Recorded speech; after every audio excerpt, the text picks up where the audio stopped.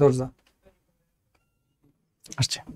আসসালামু আলাইকুম প্রিয় চাকরি প্রত্যাশী, সবাইকে স্বাগত জানাচ্ছি বিদ্যাবাড়ির পক্ষ থেকে এবং সবাইকে মহান ভাষা দিবসের শুভেচ্ছা। আন্তর্জাতিক মাতৃভাষা দিবস উপলক্ষে বিদ্যাবাড়ির পক্ষ থেকে আমাদের এখন চলমান সকল কোর্সগুলোতে 60% ডিসকাউন্ট চলছে, এটা আপনারা সবাই জানেন, যেটা গেঞ্জি আমরা সব স্যাররা এখন পরে আছি। আর এছাড়াও ভাষার মাস উপলক্ষে আমাদের একটা বিশেষ আয়োজন, এই বিশেষ আয়োজনের আজকের প্রথম দিনে থাকছে প্রাইমারি শিক্ষক নিয়োগ পরীক্ষার বিগত প্রশ্ন সমাধান। প্রাইমারি শিক্ষক নিয়োগ পরীক্ষা 2024 সালের প্রথম ধাপের যে প্রশ্ন, পূর্ণাঙ্গ প্রশ্ন সমাধানে আমার সাথে চারজন, আমি সহ আর কি, আমরা চারজন সম্মানিত শিক্ষক মন্ডলী, ওনারা উপস্থিত আছেন আমার সাথে। আমরা বাংলা, ইংরেজি, গণিত এবং সাধারণ জ্ঞানের যেভাবে প্রশ্ন হয়েছে, কি কি প্রশ্ন আর আসতে পারে, আর এগুলো নিয়ে বিস্তারিত আলোচনা করব। তো যারা প্রাইমারি শিক্ষক নিয়োগ পরীক্ষার প্রস্তুতি নেবেন তাদের জন্য আজকের এই ছোট্ট লাইভ সেশনটা অনেক মজাদার হবে এবং অনেক প্রয়োজনীয় গুরুত্বপূর্ণ একটা সেশন হতে যাচ্ছে। আর এ ধরনের আয়োজন এখন থেকে এই ভাষার মাস উপলক্ষে এই মাসে আরো অনেকগুলো আয়োজন পাবেন, সামনে বিস্তারিত আপনারা জানতে পারবেন, শুধু আমাদের পেজে যুক্ত থাকেন। আমার সাথে যুক্ত আছেন ফুজাইল স্যার, স্যার নিজেই বলুন বাংলা নিয়ে। আচ্ছা, আমার সাথে আছেন সোহাগ স্যার। সোহাগ স্যার হলো গণিতের জাদুকর বলা হয় স্যারকে। Thank you sir.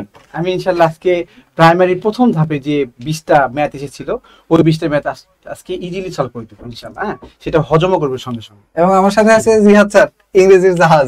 আচ্ছা ঠিক আছে, আপনারা সবাইকে ধন্যবাদ। এবং আমরা আজকের যে লাইভ সেশনটি আছে, আমরা এই লাইভ সেশনের মাধ্যমে বেসিক্যালি প্রথম ধাপে যে প্রশ্নগুলো এসেছে বা প্রথম ধাপে যে পরীক্ষা হয়েছে সেই পরীক্ষার প্রশ্নগুলো সলভ করবার পাশাপাশি প্রত্যেকটা সাবজেক্ট একটা গাইডলাইন দেওয়ার ট্রাই করবো আপনাদেরকে। ঠিক আছে, সবাই আপনারা আমাদের সাথে থাকুন এবং আস্থা রাখেন, ইনশাল্লাহ একটা ভালো লাইভ আপনারা উপভোগ করতে পারবেন বলে বিশ্বাস রাখছি ইনশাআল্লাহ।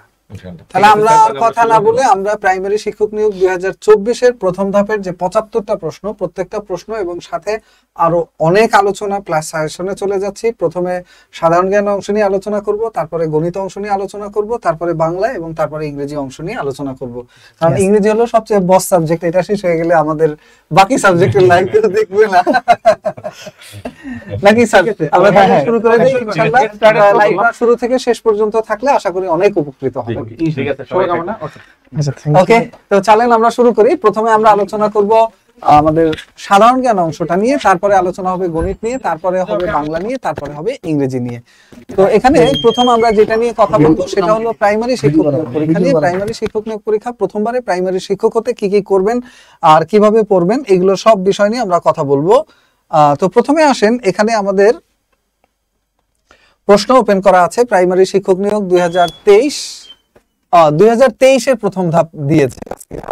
আমি ভাবছিলাম 2024 এর প্রথম ধাপ, এটা 2023 এর প্রথম ধাপের প্রশ্ন আছে।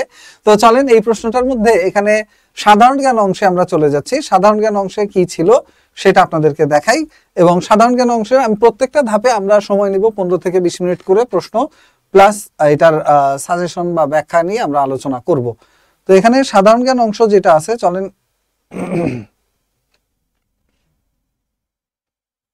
সাধারণ জ্ঞান তো মাঝখানে মাঝখানে প্রশ্ন আছে, আসলে গোছানো নাই, একটু দাঁড়ান।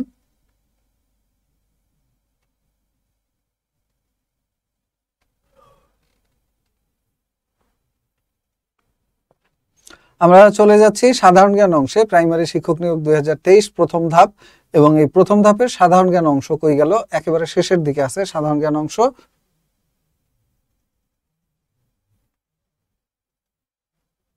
ওকে, এটা 2023 না 2024 সম্ভবত লেখার ক্ষেত্রে এরকম হয়েছে। প্রথম ধাপ 2024 সালের যেটা নিয়োগ হলো, এই নিয়োগই ঠিকঠাকই আছে। প্রথম প্রশ্ন 1 নম্বর, ইসরায়েলের গোয়েন্দা সংস্থার নাম কি? তো এখান থেকে এই মুহূর্তে আলোচনায় আছে যে কয়টা দেশের গোয়েন্দা সংস্থা, তার মধ্যে একটা হলো পাকিস্তান, একটা হলো রাশিয়া, একটা হলো ভারত। বিশেষ করে যদি একটা বলতে চান যে স্যার এবার কোন গোয়েন্দা সংস্থা আসবে, তাহলে একটা বললে সেটা হলো ভারতের গোয়েন্দা সংস্থার নাম আসবে। যে ভারতের গোয়েন্দা সংস্থার নাম কি? যদি গোয়েন্দা সংস্থা নিয়ে এই মুহূর্তে কোনো প্রশ্ন আসে তাহলে আসবে ভারতের গোয়েন্দা সংস্থা, এবং ভারতের গোয়েন্দা সংস্থার নাম কি? তো এখানে দেখেন ওইবার আসছিল ইসরায়েলের গোয়েন্দা সংস্থার নাম কি। তো এখানে একটা সাজেশন আপনারা পেয়ে যাবেন কোন কোন দেশ এই মুহূর্তে আলোচনায় আছে, এটার একটা গাইডলাইন আমি দিয়ে দিচ্ছি। তো ইসরায়েলের গোয়েন্দা সংস্থার নাম কি, এটা আমাদের সাথে যারা ক্লাস করেছেন আশা করি সবাই জানেন। ইসরায়েলের গোয়েন্দা সংস্থার নাম হলো মোসাদ। ইসরায়েলের গোয়েন্দা সংস্থার নাম হলো মোসাদ। 1949 সালে এই মোসাদ গঠিত হয়। ওদের 1948 সালে দেশ স্বাধীন হয়, স্বাধীন দেশ হিসেবে ইসরায়েলের আত্মপ্রকাশ ঘটে। তার পরের বছরই 1949 সালের 13ই ডিসেম্বর এই মোসাদ গঠিত হয়। মোসাদ হলো ইসরায়েলের গোয়েন্দা সংস্থা এবং বিশ্বের অন্যতম দুর্ধর্ষ একটা গোয়েন্দা সংস্থা হলো এই মোসাদ। এছাড়া আইএসআই, এটা হলো পাকিস্তানের গোয়েন্দা সংস্থা, এটাও এইবারের জন্য খুবই গুরুত্বপূর্ণ, কারণ পাকিস্তান এখন বর্তমানে বাংলাদেশের সাধারণ জ্ঞান অংশের আলোচনার মধ্যে পাকিস্তান এখন খুবই গুরুত্বপূর্ণ একটা টপিক, পাকিস্তান সংক্রান্ত আলোচনা। তারপরে এখানে দেখেন আরেকটা গোয়েন্দা সংস্থা আছে, নাম হলো র। এর পূর্ণ রূপটা হয় এরকম, সংক্ষিপ্ত রূপ RAW, র।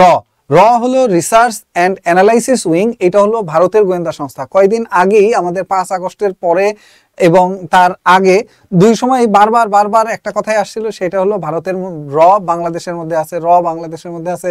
তো এটা পরীক্ষায় চলে আসতেই পারে যে এর পূর্ণরূপ কি। মানে হলো রিসার্চ অ্যান্ড অ্যানালাইসিস উইং। এটা হলো ভারতের কেন্দ্রীয় গোয়েন্দা সংস্থা, research and analysis wing. Research and analysis wing, এইটা সংক্ষিপ্ত রূপ হলো research and analysis wing. YouTube বন্ধ করে দিলেন কেন? ইউটিউবে চলে না? Research and analysis wing, research ইউটিউবে সেট আপ নাই, এই জন্য আছে। তো রিসার্চ অ্যান্ড অ্যানালাইসিস উইং, এটা হলো তারপরে আসেন সর্বশেষ যেটা আছে, এটার নাম হলো কেজিবি। কেজিবি কোন দেশের গোয়েন্দা সংস্থা? কেজিবি কোন দেশের গোয়েন্দা সংস্থা? কেজিবি হলো আপনার রাশিয়ার গোয়েন্দা সংস্থা। কেজিবি হলো আপনার রাশিয়ার গোয়েন্দা সংস্থা। এছাড়া গোয়েন্দা সংস্থার মধ্যে আলোচিত আছে দুইটা, একটা হলো আপনার যুক্তরাজ্যের এবং একটা হলো যুক্তরাষ্ট্রের গোয়েন্দা সংস্থা। এর মধ্যে যুক্তরাষ্ট্রের গোয়েন্দা সংস্থা যেটা আছে, যুক্তরাষ্ট্রের গোয়েন্দা সংস্থা CIA, central intelligence agency. CIA, central intelligence agency. এই CIA এরা হলো যুক্তরাষ্ট্রের বা US এর গোয়েন্দা সংস্থা। এরপরে গোয়েন্দা সংস্থা নিয়ে যদি আমরা আলোচনা করি, ভারতের, পাকিস্তানের, রাশিয়ার, ইসরায়েলের এবং যুক্তরাষ্ট্রের আরেকটা হলো যুক্তরাজ্যের গোয়েন্দা সংস্থা, বা ইংল্যান্ডের বা ব্রিটেনের, যেই দেশেরই আমরা বলি। যুক্তরাজ্যের গোয়েন্দা সংস্থা UK বা ইউনাইটেড কিংডম, এদের গোয়েন্দা সংস্থার নাম কি? MI6। আরেকটা হলো SIS, secret intelligence service. Secret intelligence service, SIS, secret intelligence service. এইগুলো হলো গোয়েন্দা সংস্থা এই মুহূর্তে পরীক্ষা আসার মতো আছে। তো এই মুহূর্তে ইন্টারন্যাশনাল অ্যাফেয়ার্সে আর কি কি বিষয় আছে পরীক্ষা আসার মতো, সেই টপিকগুলো বলে দিচ্ছি। ইন্টারন্যাশনাল অ্যাফেয়ার্সে এই মুহূর্তে পরীক্ষা আসার মতো গুরুত্বপূর্ণ এরকম যেগুলো টপিক আছে, সামনে যারা প্রাইমারি শিক্ষক নিয়োগ পরীক্ষা দিবেন ওনাদের জন্য বলতেছি। এই মুহূর্তে পরীক্ষা আসার মতো গুরুত্বপূর্ণ বিষয় আছে, 1 নম্বরে রাজধানী, 2 নম্বরে হলো মুদ্রা, 3 নম্বরে হলো ভাষা, 4 নম্বরে হলো এই গোয়েন্দা সংস্থা। এই 4টা জিনিস সম্পর্কে ভালোভাবে যদি আপনারা পড়ে যান, তাহলে আপনারা ইনশাল্লাহ একটা প্রশ্ন আবারও কমন পাবেন। তো এখন আসেন কোন কোন দেশের ক্ষেত্রে এই জিনিসগুলো পড়তে হবে, কোন কোন দেশের ক্ষেত্রে এটা পড়তে হবে। যেমন এই ইসরায়েল সম্পর্কে আসছে না, ইসরায়েল সম্পর্কে এখন সবচেয়ে বেশি আলোচনা আছে। সো ইসরায়েল সম্পর্কে আপনি পড়লেন। ইসরায়েল ছাড়া এই মুহূর্তে আর আলোচিত দেশ আছে কোনটা? ইসরায়েল ছাড়া এই মুহূর্তে আলোচিত দেশ হলো রাশিয়া। ইসরায়েল ছাড়া এই মুহূর্তে আলোচিত দেশ হলো রাশিয়া, আলোচিত দেশ হলো ইউক্রেন, আলোচিত দেশ হলো তুরস্ক, আলোচিত দেশ হলো ইরান, আলোচিত দেশ হলো ইরান, আলোচিত দেশ হলো যুক্তরাষ্ট্র, আলোচিত দেশ হলো ইরান, আলোচিত দেশ হলো যুক্তরাষ্ট্র। এরপরে আলোচিত দেশ আছে এই মুহূর্তে যুক্তরাজ্য, আর অবশ্যই ভারত, পাকিস্তান, আর অবশ্যই ভারত এবং পাকিস্তান। এর বাইরে এই মুহূর্তে পৃথিবীর আলোচিত দেশগুলোর মধ্যে আছে শ্রীলঙ্কা। কিছুদিন আগেই শ্রীলঙ্কা দেউলিয়া হয়ে গেছিল, সেই হিসেবে শ্রীলঙ্কা আলোচনায় রয়েছে। শ্রীলঙ্কা কিছুদিন আগেই দেউলিয়া হয়ে গেছিল, সেই হিসেবে এরা আলোচনায় রয়েছে। তো ইসরায়েলের মুদ্রার নাম কি? ইসরায়েলের মুদ্রার নাম হলো শেকেল। রাশিয়ার মুদ্রার নাম কি? রুবল। এরকম প্রত্যেকটা দেশ, যেমন ইউক্রেনের মুদ্রার নাম কি? রিভনিয়া। যেমন তুরস্কের মুদ্রার নাম কি? তুরস্কের মুদ্রার নাম যদি আমরা বলি, তুরস্কের মুদ্রার নাম হলো লিরা। এরকম প্রত্যেকটা দেশ সম্পর্কে পরীক্ষা আসতে পারে। আরো ব্যতিক্রমী কিছু দেশ আছে, সেইগুলো নিয়ে খুব বেশি আলোচনার প্রয়োজন নেই। এখানে ফিলিস্তিন সম্পর্কে আলোচনায় আসবে না, এই জন্যই যে ফিলিস্তিন কোনো স্বাধীন দেশ না, একেবারে জাতিসংঘ কর্তৃক স্বীকৃত জাতিসংঘের কোনো সদস্যও না। দ্যাটস ওয়াই এটা নিয়ে খুব বেশি আলোচনা করার প্রয়োজন নেই। এর বাইরে আর যে দেশগুলো নিয়ে আমরা কথা বলতে পারি তার মধ্যে অন্যতম একটা দেশ হলো কানাডা। রিসেন্টলি কানাডা এবং যুক্তরাষ্ট্রের মধ্যে সম্পর্ক তলানিতে পৌঁছাতে যাচ্ছে। আর একটা আলোচিত দেশ হলো চীন, ওয়ার্ল্ড পাওয়ারফুল একটা কান্ট্রিজ, তারা অর্থনীতিতে পৃথিবীর সবচেয়ে আলোচিত একটা দেশ এই মুহূর্তে।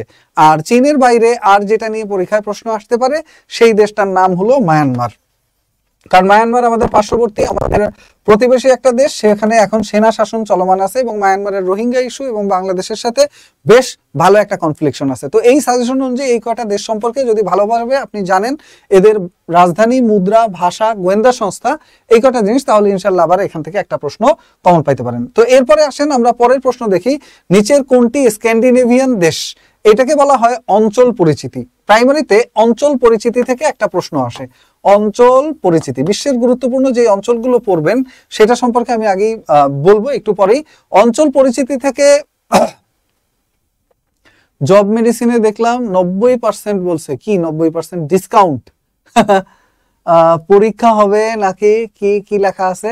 লিখিত পরীক্ষা হবে 90%। আচ্ছা, এইখানে কিন্তু একটা মজার জিনিস ঘটতেছে। আপনাদের মধ্যে যারা আছেন অনেকেই লিখতেছেন যে অমুক বলছে যে 90% মাস্ট, যে প্রাইমারিতে এখন থেকে লিখিত পরীক্ষা হবে, অমুক তমুক অনেক কিছু বলতেছেন। একটা কথাই শুধু বলি যে প্রাইমারির পরীক্ষা এখন থেকে লিখিত হবে, এটার সোর্স কি? এটার সোর্স কি? সোর্স মানে উৎস কই থেকে, এটা আসলো কিভাবে, তাই তো? এই কথাটা আগে বলি। বাংলাদেশে কিন্তু গুজবের ডালপালা ছড়ায় বেশি, এবং ডালপালা ছড়াইলে যার যেদিকে ডাল ছড়ায় লাভ সে ওইদিকে ডাল ধরে টানে। ওকে, যার যেদিকে ডাল গেলে লাভ সে ওইদিকে ডাল ধরে টানে। তো প্রাইমারি শিক্ষক নিয়োগে এখন থেকে লিখিত পরীক্ষা হবে, এইটা আসলে কোনো মন্ত্রণালয়ও বলেনি, কোনো মন্ত্রীও বলেনি, কোনো উপদেষ্টাও বলেনি, কোনো সচিবও বলেনি। জাস্ট আমাদের রিসেন্ট যে হয়ে গেল, গত 18 তারিখ শেষ হলো আমাদের ডিসি সম্মেলন, আমাদের যারা জেলা প্রশাসক আছে ওনাদের একটা সম্মেলন হয়েছে। ওই সম্মেলনে আমাদের নির্বাচন কর্মকর্তাও ছিল। ওই সম্মেলনে জামালপুরের ডিসি উনি একটা সুপারিশ করেছেন যে এখন থেকে প্রাইমারি শিক্ষক নিয়োগ পরীক্ষাগুলো যদি একটা লিখিত পরীক্ষার ব্যবস্থা করা যায় তাহলে খুবই ভালো হয়। ব্যাস এই পর্যন্তই। এটা ডালপালা ছড়াইতে ছড়াইতে মোটামুটি এখন থেকে মাস্ট লিখিত পরীক্ষা হবে, হ্যান ত্যান ইত্যাদি ইত্যাদি অনেক কিছু বিশাল বড় এটা নিয়ে একেবারেই হয়েছে। যার যেভাবে ব্র্যান্ডিং সুবিধা, যার যেভাবে মার্কেটিং করা লাগে সে ওইভাবে করতেছে, কিন্তু জাস্ট ওইখানে একটা প্রস্তাবনা হয়েছে। আপনি জানেন বাংলাদেশে এখন টোটালি 11টা সংস্কার কমিশন আছে, এর মধ্যে শিক্ষা সংক্রান্ত কোনো সংস্কার কমিশন নাই। ওকে, তো শিক্ষা সংক্রান্ত সংস্কার কমিশন নাই মানে এটা নিয়ে কেউ সংস্কারের সুপারিশও করে নাই। কিন্তু বিধান রঞ্জন রায় পোদ্দার, যিনি হলো এখন আমাদের প্রাথমিক ও গণশিক্ষা মন্ত্রণালয়ের উপদেষ্টা হিসেবে কর্মরত আছেন, উনি বলছেন যে আমরা কোন শিক্ষকদের বেতন বাড়াবো এটা নিয়ে কাজ করতেছি, এবং প্রাইমারি শিক্ষকদের বেতন বাড়ানো, গ্রেড বাড়ানো, এটা সংক্রান্ত একটা প্রস্তাবনা আমরা পেয়েছি। ব্যাস এইটুকুই। কিন্তু সেখানে লিখিত পরীক্ষা হবে নাকি এই পরীক্ষা হবে এটা নিয়ে কিছু হয় নাই। তো যে যার মতো আন্দাজে গুন্দাজে যেখানে যা শুনছে এটা বলতেছে, অথবা মুখস্থ কিছু বলতেছে। সো এখনই আপনাদের ভয় পাওয়ার কিছু নাই। আসেন এরপরে আমরা ক্লাসে চলে যাই। আর এরপরে যেটা আছে, নিচের কোনটি স্ক্যান্ডিনেভিয়ান দেশ? স্ক্যান্ডিনেভিয়ান দেশ আছে এখানে ফিনল্যান্ড, ইংল্যান্ড, পোল্যান্ড, নেদারল্যান্ড। তো এখানে জাস্ট একটা কথা মনে রাখলে সবগুলো দেশ চলে আসে, সেটা হলো ফিডে আসুন। ফিডে আসুন, ফিডে আসুন মানে হলো ফিতে ফিনল্যান্ড, ফিতে ফিনল্যান্ড, ডেতে ডেনমার্ক, আতে আইসল্যান্ড, সুতে সুইডেন, নতে নরওয়ে। এই হলো আমাদের 5টা দেশ, যে 5টা দেশকে স্ক্যান্ডিনেভিয়ান দেশ বলা হয়। এটা নিয়ে আরেকটু জটিলতা আছে, কিন্তু আমি ওইটা নিয়ে খুব বেশি পেঁচাচ্ছি না। শুধু একটা কথা বলি, প্রাইমারিতে এখন হয় কি, প্রাইমারিতে এখন হয় শুধু প্রিলিমিনারি পরীক্ষা আর হয় গিয়ে ভাইবা পরীক্ষা। এই দুইটা পরীক্ষা নিতে যেয়ে ওনাদের এক এক ধাপের পরীক্ষা শেষ করতে 1 থেকে 1.5 বছর, কখনো 2 বছর লেগে যায়। আপনার কি মনে হয় প্রাইমারিতে লিখিত পরীক্ষা শুরু করলে 2 থেকে 3 বছরে একটা প্রাইমারির সার্কুলার শেষ হবে? ওনারা বুঝে না, ওনাদের মাথায় আইডিয়া নাই। ওনারা পরীক্ষাটা যাতে ফেয়ার হয়, প্রশ্নটা একটু স্ট্যান্ডার্ড হয়, এগুলো নিয়ে চেষ্টা করছে। হ্যাঁ, যদি লিখিত পরীক্ষা হয় সেটার অনেক দূরের রাস্তা। শুধু আন্দাজে গুন্দাজে গুজবে আপনারা খুব বেশি ভয় পাবেন না, হতাশ হবেন না। আর যার প্রস্তুতি ভালো, তার প্রিলিমিনারিটা ভালোভাবে প্রস্তুতি নিলে লিখিত পরীক্ষার প্রস্তুতি এর মধ্যে অনেক অংশে চলে আসবে। ফিরে আসুন ফিনল্যান্ড, ডেনমার্ক, আইসল্যান্ড, এরপরে হলো সুইডেন, এরপরে হলো আপনার নরওয়ে। এই 5টা দেশ, এদেরকে বলা হয় স্ক্যান্ডিনেভিয়ান দেশ বা স্ক্যান্ডিনেভিয়ান অঞ্চল। তো এখানে কি কি প্রশ্ন আসতে পারে পরীক্ষায় দেখেন, সেইগুলো সম্পর্কে আমরা বলি। অঞ্চল পরিচিতি, এটা একটা হেডিং লেখেন, এই সাজেশনগুলো লিখে রাখেন, কিন্তু অঞ্চল পরিচিতি। অঞ্চল পরিচিতিতে দেখেন, যদি আমরা প্রথমে বলি এশিয়া মহাদেশ থেকে কি কি আসতে পারে। এশিয়া মহাদেশ থেকে আসতে পারে এক নম্বরে আমাদের দক্ষিণ এশিয়া অঞ্চলের দেশ কোনগুলো। দক্ষিণ এশিয়ায় 8টা দেশ আছে, বাংলাদেশ, ভারত, পাকিস্তান, এরপর শ্রীলঙ্কা, নেপাল, ভুটান, মালদ্বীপ, আফগানিস্তান। এরপরে দক্ষিণ পূর্ব এশিয়া। দক্ষিণ পূর্ব এশিয়ার মধ্যে কারা কারা আছে? এইখানে স্বাধীন দেশ আছে 11টা দক্ষিণ পূর্ব এশিয়ার মধ্যে। এর মধ্যে আছে Myanmar, Laos, Cambodia, Vietnam, Thailand. এরপর Malaysia, Singapore, Philippines, Brunei. Malaysia, Singapore, Philippines, Brunei. এরপরে হলো ইন্দোনেশিয়া এবং পূর্ব তিমুর, সর্বশেষ পূর্ব তিমুর। ওকে, তো দেখেন, যদি প্রাইমারিতে লিখিত পরীক্ষা আসে 100 মার্কের বা 200 মার্কের, সাথে 100 মার্কের প্রিলি পরীক্ষা হয়, আবার ওদিকে ভাইবা থাকে, তো বিশাল বড় একটা জার্নি হয়ে যাবে। এমনিতে এদিকেটা শেষ করতে ওনারা হিমশিম খাচ্ছে, আর যদি ওইটাও শুরু করে তাহলে ওইটাও শেষ কাজ একেবারে। তো এরপর আর কি কি পড়বেন? দক্ষিণ এশিয়া, দক্ষিণ পূর্ব এশিয়া। এরপরে এখান থেকে পড়বেন দূরপ্রাচ্য, মধ্যপ্রাচ্য। এখান থেকে পড়বেন দূরপ্রাচ্য, মধ্যপ্রাচ্য, দূরপ্রাচ্য, মধ্যপ্রাচ্য, দূরপ্রাচ্য, মধ্যপ্রাচ্য। দূরপ্রাচ্যের 6টা দেশ আছে। 6টা দেশের মধ্যে একটা দেশ হলো চীন, একটা হলো মঙ্গোলিয়া, একটা হলো উত্তর কোরিয়া, একটা হলো দক্ষিণ কোরিয়া, একটা হলো জাপান, একটা হলো আমার তাইওয়ান। তাইওয়ান কোনো স্বাধীন দেশ না, তাইওয়ান হলো একটা স্বায়ত্তশাসিত অঞ্চল। এই অঞ্চলটা সম্পর্কে এখান থেকে পড়বেন। এশিয়া অঞ্চলের মধ্যে দূরপ্রাচ্য, মধ্যপ্রাচ্য, দক্ষিণ এশিয়া, দক্ষিণ পূর্ব এশিয়া, এই কয়টা অঞ্চলই সবচেয়ে বেশি গুরুত্বপূর্ণ। তারপরে যদি এশিয়ার পরে আমরা ইউরোপের কথা ধরি, ইউরোপের মধ্যে 1 নম্বর গুরুত্বপূর্ণ অঞ্চল হলো ককেশাস অঞ্চল। কারণ ককেশাস অঞ্চলে এখন বর্তমানে যুদ্ধ চলছে। এখানে 4টা স্বাধীন দেশ আছে। একটা দেশ হলো রাশিয়া, একটা দেশ হলো রাশিয়া। আর রাশিয়া এটা অনেক জায়গায় বইয়ে বলা থাকে না, কিন্তু এটা রাশিয়াও ককেশাস অঞ্চল। কারণ ককেশাস অঞ্চলের দেশ বলা হয় বা ককেশাস অঞ্চল বলা হয় কোন দেশগুলোকে? যারা ককেশাস পর্বতমালা এবং কৃষ্ণ সাগরের তীরবর্তী দেশ। এরকম দেশ আছে জর্জিয়া, আর্মেনিয়া, আজারবাইজান এবং রাশিয়া। এই 4টা দেশকে বলা হয় ককেশাস অঞ্চল। আর ককেশাস ছাড়া এখানে গুরুত্বপূর্ণ কি আছে? একটা হলো বাল্টিক অঞ্চল, যারা বাল্টিক সাগরের তীরবর্তী 3টা দেশ আছে, এস্তোনিয়া, লাটভিয়া, লিথুনিয়া, এই 3টা দেশ আছে। এরপরে হলো আপনার স্ক্যান্ডিনেভিয়ান অঞ্চল, যেটা সম্পর্কে আমরা একটু আগে পড়ে আসলাম। স্ক্যান্ডিনেভিয়ান অঞ্চল বা স্ক্যান্ডিনেভিয়া, এটা সম্পর্কে পরীক্ষায় প্রশ্ন আসে। ককেশাস অঞ্চল, বাল্টিক অঞ্চল এবং স্ক্যান্ডিনেভিয়ান অঞ্চল বা স্ক্যান্ডিনেভিয়া, এটা সম্পর্কে প্রশ্ন আসে ইউরোপ থেকে। এবং ইউরোপ ছাড়া আর কি জিনিস সম্পর্কে প্রশ্ন আসতে পারে? এর মধ্যে আছে আমাদের আফ্রিকা, আমেরিকা, এই অঞ্চলগুলোর মধ্যে আফ্রিকা অঞ্চল থেকে আসে শুধুমাত্র একটা জিনিস, সেটা হলো horn of Africa. Horn of আফ্রিকায় Somalia, Ethiopia, Eritrea, Somalia, Ethiopia, Eritrea, Djibouti, এই দেশগুলো আছে। সোমালিয়া, ইথিওপিয়া, ইরিত্রিয়া এবং জিবুতি, এই 4টা দেশ নিয়ে গঠিত হয় horn of Africa. Horn of আফ্রিকার পরে এখানে আর গুরুত্বপূর্ণ যে অঞ্চল আছে বা যেটা নিয়ে পরীক্ষায় সবচেয়ে বেশি প্রশ্ন হয়, এরকম একটা অঞ্চলের নাম হলো উত্তর আমেরিকা অঞ্চল। বা উত্তর আমেরিকা বলতে যাকে বোঝানো হয়, এর নামে একটা মহাদেশও আছে, আবার এই নামে একটা অঞ্চলও আছে। মহাদেশ মানে অনেকগুলো দেশ নিয়ে গঠিত। উত্তর আমেরিকায় টোটাল 23টা স্বাধীন দেশ আছে, কিন্তু উত্তর আমেরিকা অঞ্চল বলতে যাকে বোঝায়, এটার মধ্যে দেশ আছে মাত্র 3টা। একটা হলো আমাদের ইউনাইটেড স্টেটস অফ আমেরিকা বা ইউএসএ, একটা হলো আমাদের কানাডা, আর সর্বশেষ দেশ হলো মেক্সিকো। এই 3 দেশ নিয়ে গঠিত এই অঞ্চলটা বর্তমানে সবচেয়ে বেশি আলোচনায় আছে। আর 3টা অঞ্চল এখানে আছে যেগুলো গুরুত্বপূর্ণ। একটা হলো মাইক্রোনেশিয়া। মামা নাপা খাবেন কি? এখানে হলো মাইক্রোনেশিয়া মানে হলো মামা নাপা খাবেন কি। মাতে মার্শাল দ্বীপপুঞ্জ। আর হলো এখানে টোটাল স্বাধীন দেশ কয়টা? 5টা স্বাধীন দেশের মধ্যে একটার নাম হলো 5টা স্বাধীন দেশের মধ্যে একটার নাম হলো মাইক্রোনেশিয়ান প্রজাতন্ত্র, একটার নাম হলো মার্শাল দ্বীপপুঞ্জ, এটাকে আমরা বলছি মামা। আর নাপা মানে কি? নাতে নাউরু, পাতে পালাউ, আর কিতে হলো কিরিবাতি। এই 5টা দেশকে বলা হয় মামা নাপা খাবেন কি। তো মামা, মার্শাল দ্বীপপুঞ্জ আর মাইক্রোনেশিয়ান প্রজাতন্ত্র। নাপার নাতে হয় নাউরু, পাতে হয় পালাউ, আর উতে খাবেন কি, কিতে হয় গিয়ে কিরিবাতি। এই 5টা দেশ নিয়ে হয় মাইক্রোনেশিয়া অঞ্চল। এরকম আরেকটা অঞ্চল আছে, এটার নাম হলো মেলানেশিয়া অঞ্চল। মেলানেশিয়া অঞ্চলে আছে 4টা স্বাধীন দেশ। আরেকটা অঞ্চল আছে, এটার নাম হলো পলিনেশিয়া অঞ্চল। পলিনেশিয়া মানে অনেক দ্বীপ। পলিনেশিয়া মানে অনেক দ্বীপ, কিন্তু আসলে এখানে স্বাধীন দেশ আছে মাত্র 3টা। Tonga, Tuvalu, Samoa, toast. Okay. আর মেলানেশিয়ায় আছে 4টা স্বাধীন দেশ। মেলানেশিয়ায় সলোমন দ্বীপপুঞ্জ, ভানুয়াতু, ফিজি এবং এইখানে আরেকটা দেশ আছে যেটার নাম হলো পাপুয়া নিউগিনি। পৃথিবীর সবচেয়ে বেশি ভাষার দেশ, 841টা ভাষা আছে এখানে। আর এখানে আর কি গুরুত্বপূর্ণ অঞ্চল নিয়ে প্রশ্ন আসে দেখেন। 1 নম্বরে হলো গোল্ডেন ট্রায়াঙ্গল, আরেকটা হলো গোল্ডেন ক্রিসেন্ট। একটা হলো গোল্ডেন ট্রায়াঙ্গল, আর একটা হলো গোল্ডেন ক্রিসেন্ট, আর একটা হলো গোল্ডেন ক্রিসেন্ট, গোল্ডেন ক্রিসেন্ট শেষ। গোল্ডেন ট্রায়াঙ্গল এবং গোল্ডেন ক্রিসেন্ট এই অংশটা নিয়ে পরীক্ষায় প্রশ্ন আসে। এটা খুবই খুবই খুবই গুরুত্বপূর্ণ এই টপিক কয়টা। একটু স্ক্রিনশট দিয়ে রাখতে পারেন অথবা লাইভ শেয়ার করে রাখলে পরে দেখে নিতে পারবেন। আমাদের কিন্তু বিদ্যাবাড়ি প্রাইমারি এবং অন্যান্য সকল কোর্সের উপরে 60% মেগা ডিসকাউন্ট চলতেছে এখন। 60% মেগা ডিসকাউন্ট আমাদের সবগুলো কোর্সের ক্ষেত্রে এখন মেগা ডিসকাউন্ট চলতেছে। তো এরপরে আসেন পরের প্রশ্ন যদি আমরা বলি, বাংলাদেশের সংবিধানের কত নম্বর অনুচ্ছেদে নাগরিকদের পেশা বা বৃত্তির কথা বলা আছে? স্যার, বাংলাদেশের নাগরিকদের কত নম্বর অনুচ্ছেদে পেশা বা বৃত্তির কথা বলা আছে? তো নাগরিকদের পেশা বা বৃত্তির কথা বলা আছে কোথায়, এটা বলার আগে একটা কথা বলি, সংবিধান নিয়ে একটা প্রশ্ন হবেই হবে, দুইটাও হতে পারে। তো অনেকে বলে যে সংবিধান বাদ হয়ে যাবে, সংবিধান শেষ, তাহলে আর পড়ে লাভ কি? না, সংবিধান আপনি পড়েন, এরপরে সংবিধানে যা আছে এক্সিস্টিং এর মধ্যে যদি একটু কম বেশি হয়, কোনো জিনিস চেঞ্জ হয়, সেটা আপনি ইজিলি বুঝতে পারবেন। তো এখানে বলা আছে যে সংবিধানের কত নম্বর অনুচ্ছেদে নাগরিকের পেশা বা বৃত্তির স্বাধীনতা আছে? উত্তর, নাগরিকের পেশা বা বৃত্তির স্বাধীনতা সম্পর্কে বলা আছে সংবিধানের 40 নম্বর অনুচ্ছেদে। 40 নম্বর অনুচ্ছেদে নাগরিকের পেশা বা বৃত্তির স্বাধীনতা সম্পর্কে বলা আছে। এরপরে যেটা নিয়ে এবার আন্দোলনটা হলো, ওই অনুচ্ছেদটা কিন্তু সামনের পরীক্ষার জন্য খুবই খুবই গুরুত্বপূর্ণ।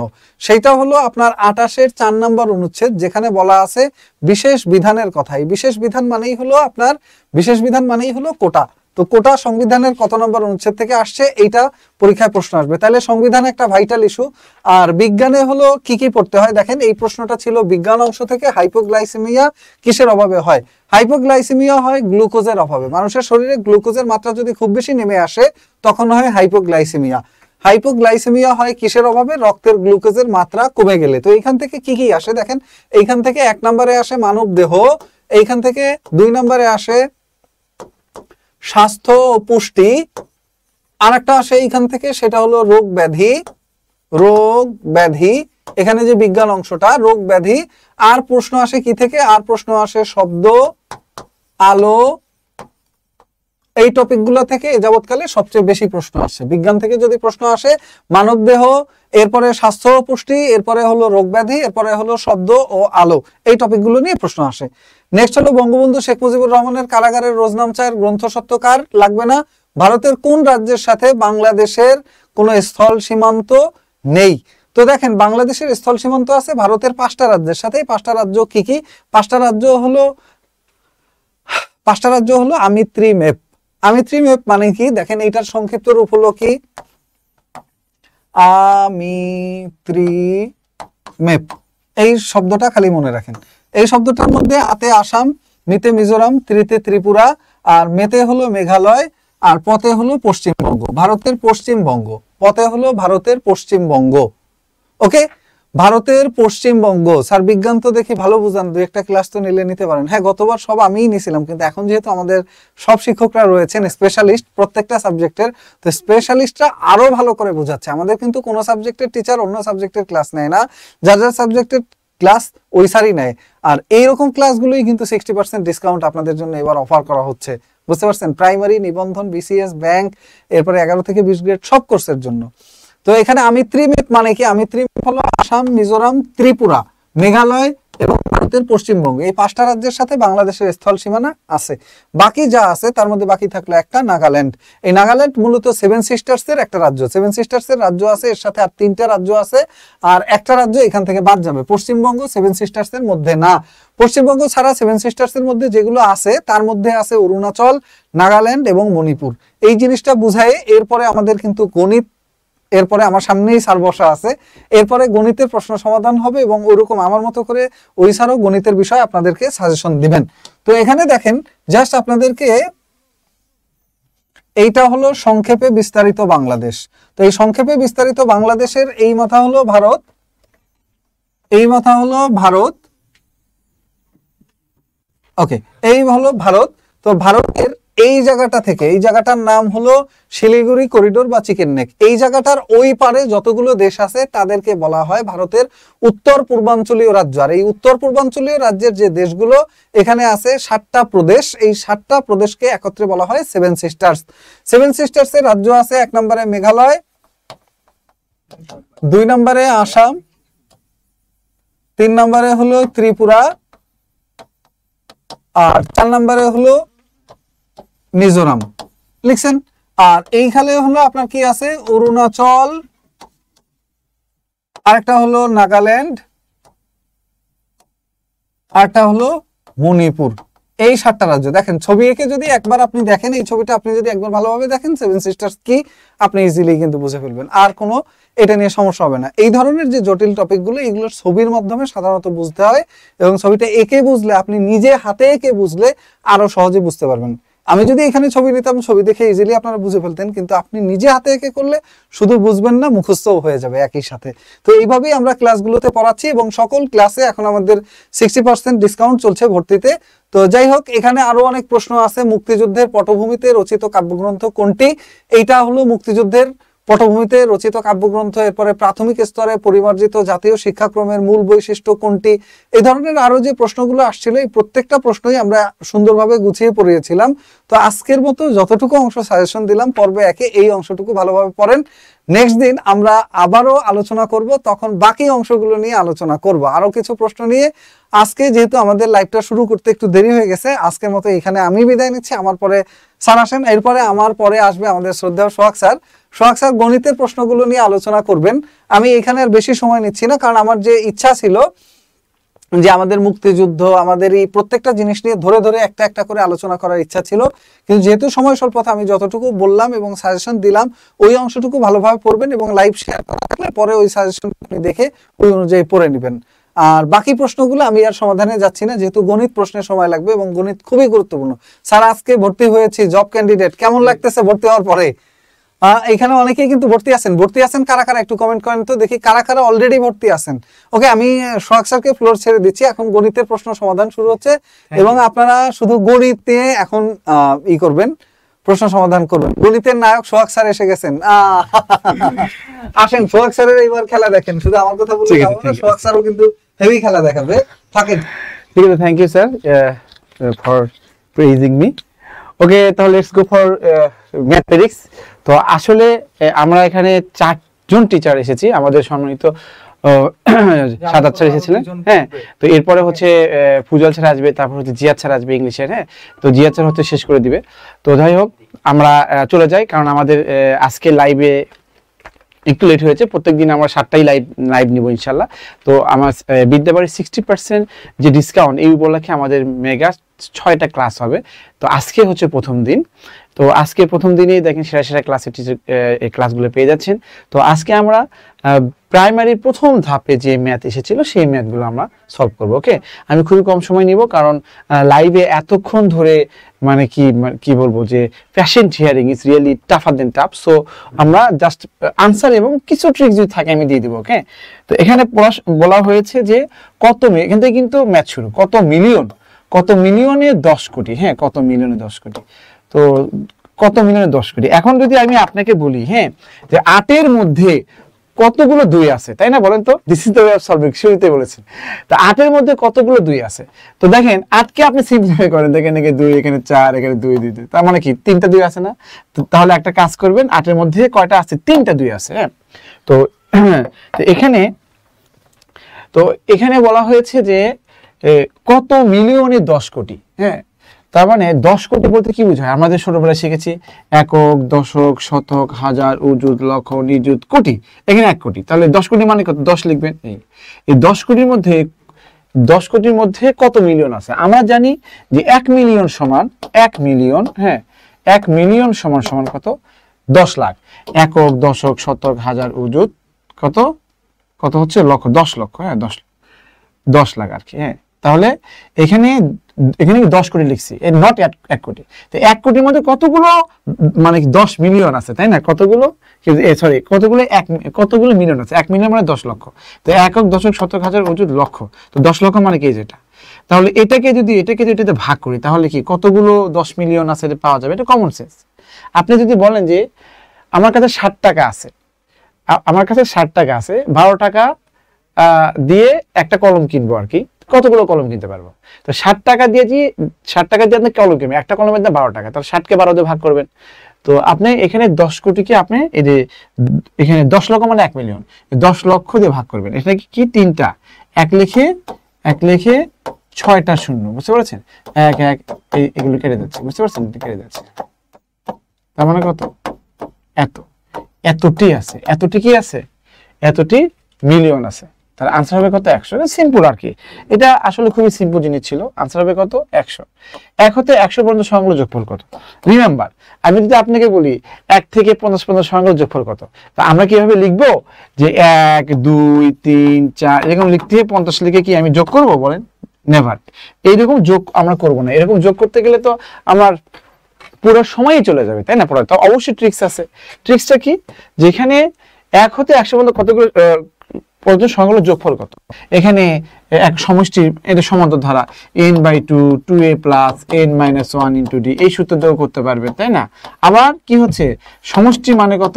সমষ্টি হচ্ছে কি গড় ইন্টু পদ সংখ্যা, হ্যাঁ, গড় ইন্টু পদ, এই সূত্র দিয়েও করতে পারবেন। হ্যাঁ, এগুলো বেসিক করতে। আবার এখানে স্পেশাল কিছু ট্রিক্স আছে, সেটা হচ্ছে কি 1 plus 2 plus 3 plus dot dot dot plus কত n, এটা তো স্বাভাবিক সংখ্যার যোগফলের সমষ্টি। তাহলে প্লাস n থেকে এই প্লাস n পর্যন্ত 1 থেকে 1 2 3 4 এগুলো স্বাভাবিক সংখ্যার বর্গে যোগের সমষ্টি হচ্ছে, বা হচ্ছে স্বাভাবিক সংখ্যার সমষ্টি হচ্ছে এখানে কত? n into n plus 1 divide কত হচ্ছে 2। তো এইটা হচ্ছে আরেকটা সূত্র। তার মানে আমাদের সলভ করার জন্য অনেকগুলো ওয়ে আছে, বাট আমরা পিক করবো কোনটা, যেটা সবচেয়ে সহজ ওয়েতে করা যায় সেটা। তাহলে আবার বলছি 1 প্লাস 2 প্লাস 3 এগুলো স্বাভাবিক সংখ্যা। স্বাভাবিক সংখ্যা সবসময় ধনাত্মক হয়, 1 থেকে শুরু হয়। Dot dot dot dot dot মানে কত? n পর্যন্ত সংখ্যাগুলোর যোগফল কত? তাহলে এখানে কি হবে? n into n plus 1 divided 2। আপনাকে 1 থেকে আপনার 100 পর্যন্ত সংখ্যা লিখে যোগ করার দরকার নেই। তাহলে n মানে কত? 1 থেকে 100, তাহলে n এর মান কত হয়? 100। তাহলে এখানে দিবেন, এখানে 100 ইন্টু কত? 101 ডিভাইড কত হচ্ছে 2। কাটাকাটি করে 50 হয়, এই 50 এবং 1 এখানে গুণ করলে এখানে 0505 এটা হচ্ছে আমাদের সূত্র। আরো ট্রিক্স আছে, বাট এটুকুই নেন। হ্যাঁ, খ আনসার। শতকরা বার্ষিক 5 টাকা হার সুদে, দেখেন শতকরা বার্ষিক 5 টাকা হার সুদের মানে হচ্ছে এখানে 5 টাকা হার সুদের মানে হচ্ছে এখানে 5% বোঝাচ্ছে। এটা হচ্ছে আর এর মান বোঝায়। এটা কি আর এর মান বোঝায়? কোন আসল মানে এটাই আমার চাচ্ছে, মানে আসল কত? কোন আসল? ও আচ্ছা, বলছে কোন আসল। হ্যাঁ, কোন আসল কত বছরের সুদে আসলে দ্বিগুণ হবে। হ্যাঁ, এটা পরীক্ষা এসেছে। তো এখানে ভালো করে, শতকরা বার্ষিক 5 টাকা হার সুদে কোন আসল কত বছরে, এই কত বছরের মানে হচ্ছে আপনার এন চাচ্ছে, এন চাচ্ছে। তো আপনি এখানে যে কোনো ভাবে করতে পারেন। যেখানে আপনি যদি বলেন যে আপনার 5% ইন্টারেস্টেড, এই দেখেন শতকরা 5 টাকা মানে হচ্ছে 5%, এই দেখেন ডিরেক্ট 5% আর কত শতকরা, শতকরা 5 টাকা, এটা একই কথা। শতকরা 5 টাকা মানে 5% অথবা 5%। আপনি কি এভাবেও লেখা থাকতে পারে, এভাবেও লেখা থাকতে পারে। আপনার লেখা আছে কি শতকরা 5 টাকা, তার মানে এখানে 5%। তো এখানে আর এর মান দেওয়া হয়েছে 5%। হ্যাঁ, কোন আসল মানে কি যে কোনো একটা অ্যামাউন্ট কত বছরে এনে মান চাচ্ছে, সুদে আসলে দ্বিগুণ হবে। সুদে আসলে মানে কি টোটাল। তো আপনি যদি এখানে 100 টাকা আসল, তাহলে এখানে 200 টাকা হবে টোটাল, বুঝতে পারছেন? এটা হচ্ছে আসল, এটা কত হচ্ছে টোটাল 200 টাকা হবে। তাহলে বলেন তো আমার বলছে এন এর মান কত? আমরা জানি আই সমান সমান কত হচ্ছে পিএনআর, অতএব এন এর মান চাচ্ছে আই ডিভাইড কত হলো পিআর। যারা রিটার্ন পছন্দ করে তাদের জন্য এটা। আয়ের মান কত? আপনি 100 টাকা 200 টাকা হয়েছে, তো সুদ হলো কত? 100 টাকা। আর পি কত হচ্ছে? 100 টাকা। আর এর মান কত? 5%। 5% মানে 5% দিয়ে 100 দিয়ে ভাগ করলে উপরে 100 চলে যায়। তাহলে এইভাবে আপনি করতে পারবেন। হ্যাঁ, 5 × 100 100 কেটে যায়, তার মানে কত হচ্ছে 20।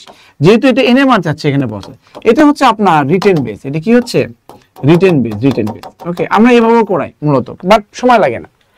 এটা আরেকটা বিষয় হচ্ছে, যদি আপনি শর্টকাট চিন্তা করেন যে এখানে যদি এন বের করতে যান সময়, তাহলে যত গুণ থাকবে সেখান থেকে 1 বিয়োগ করে এখানে কত আর দিয়ে ভাগ করবেন, তাহলে আনসার হয়ে যাবে সব সময়।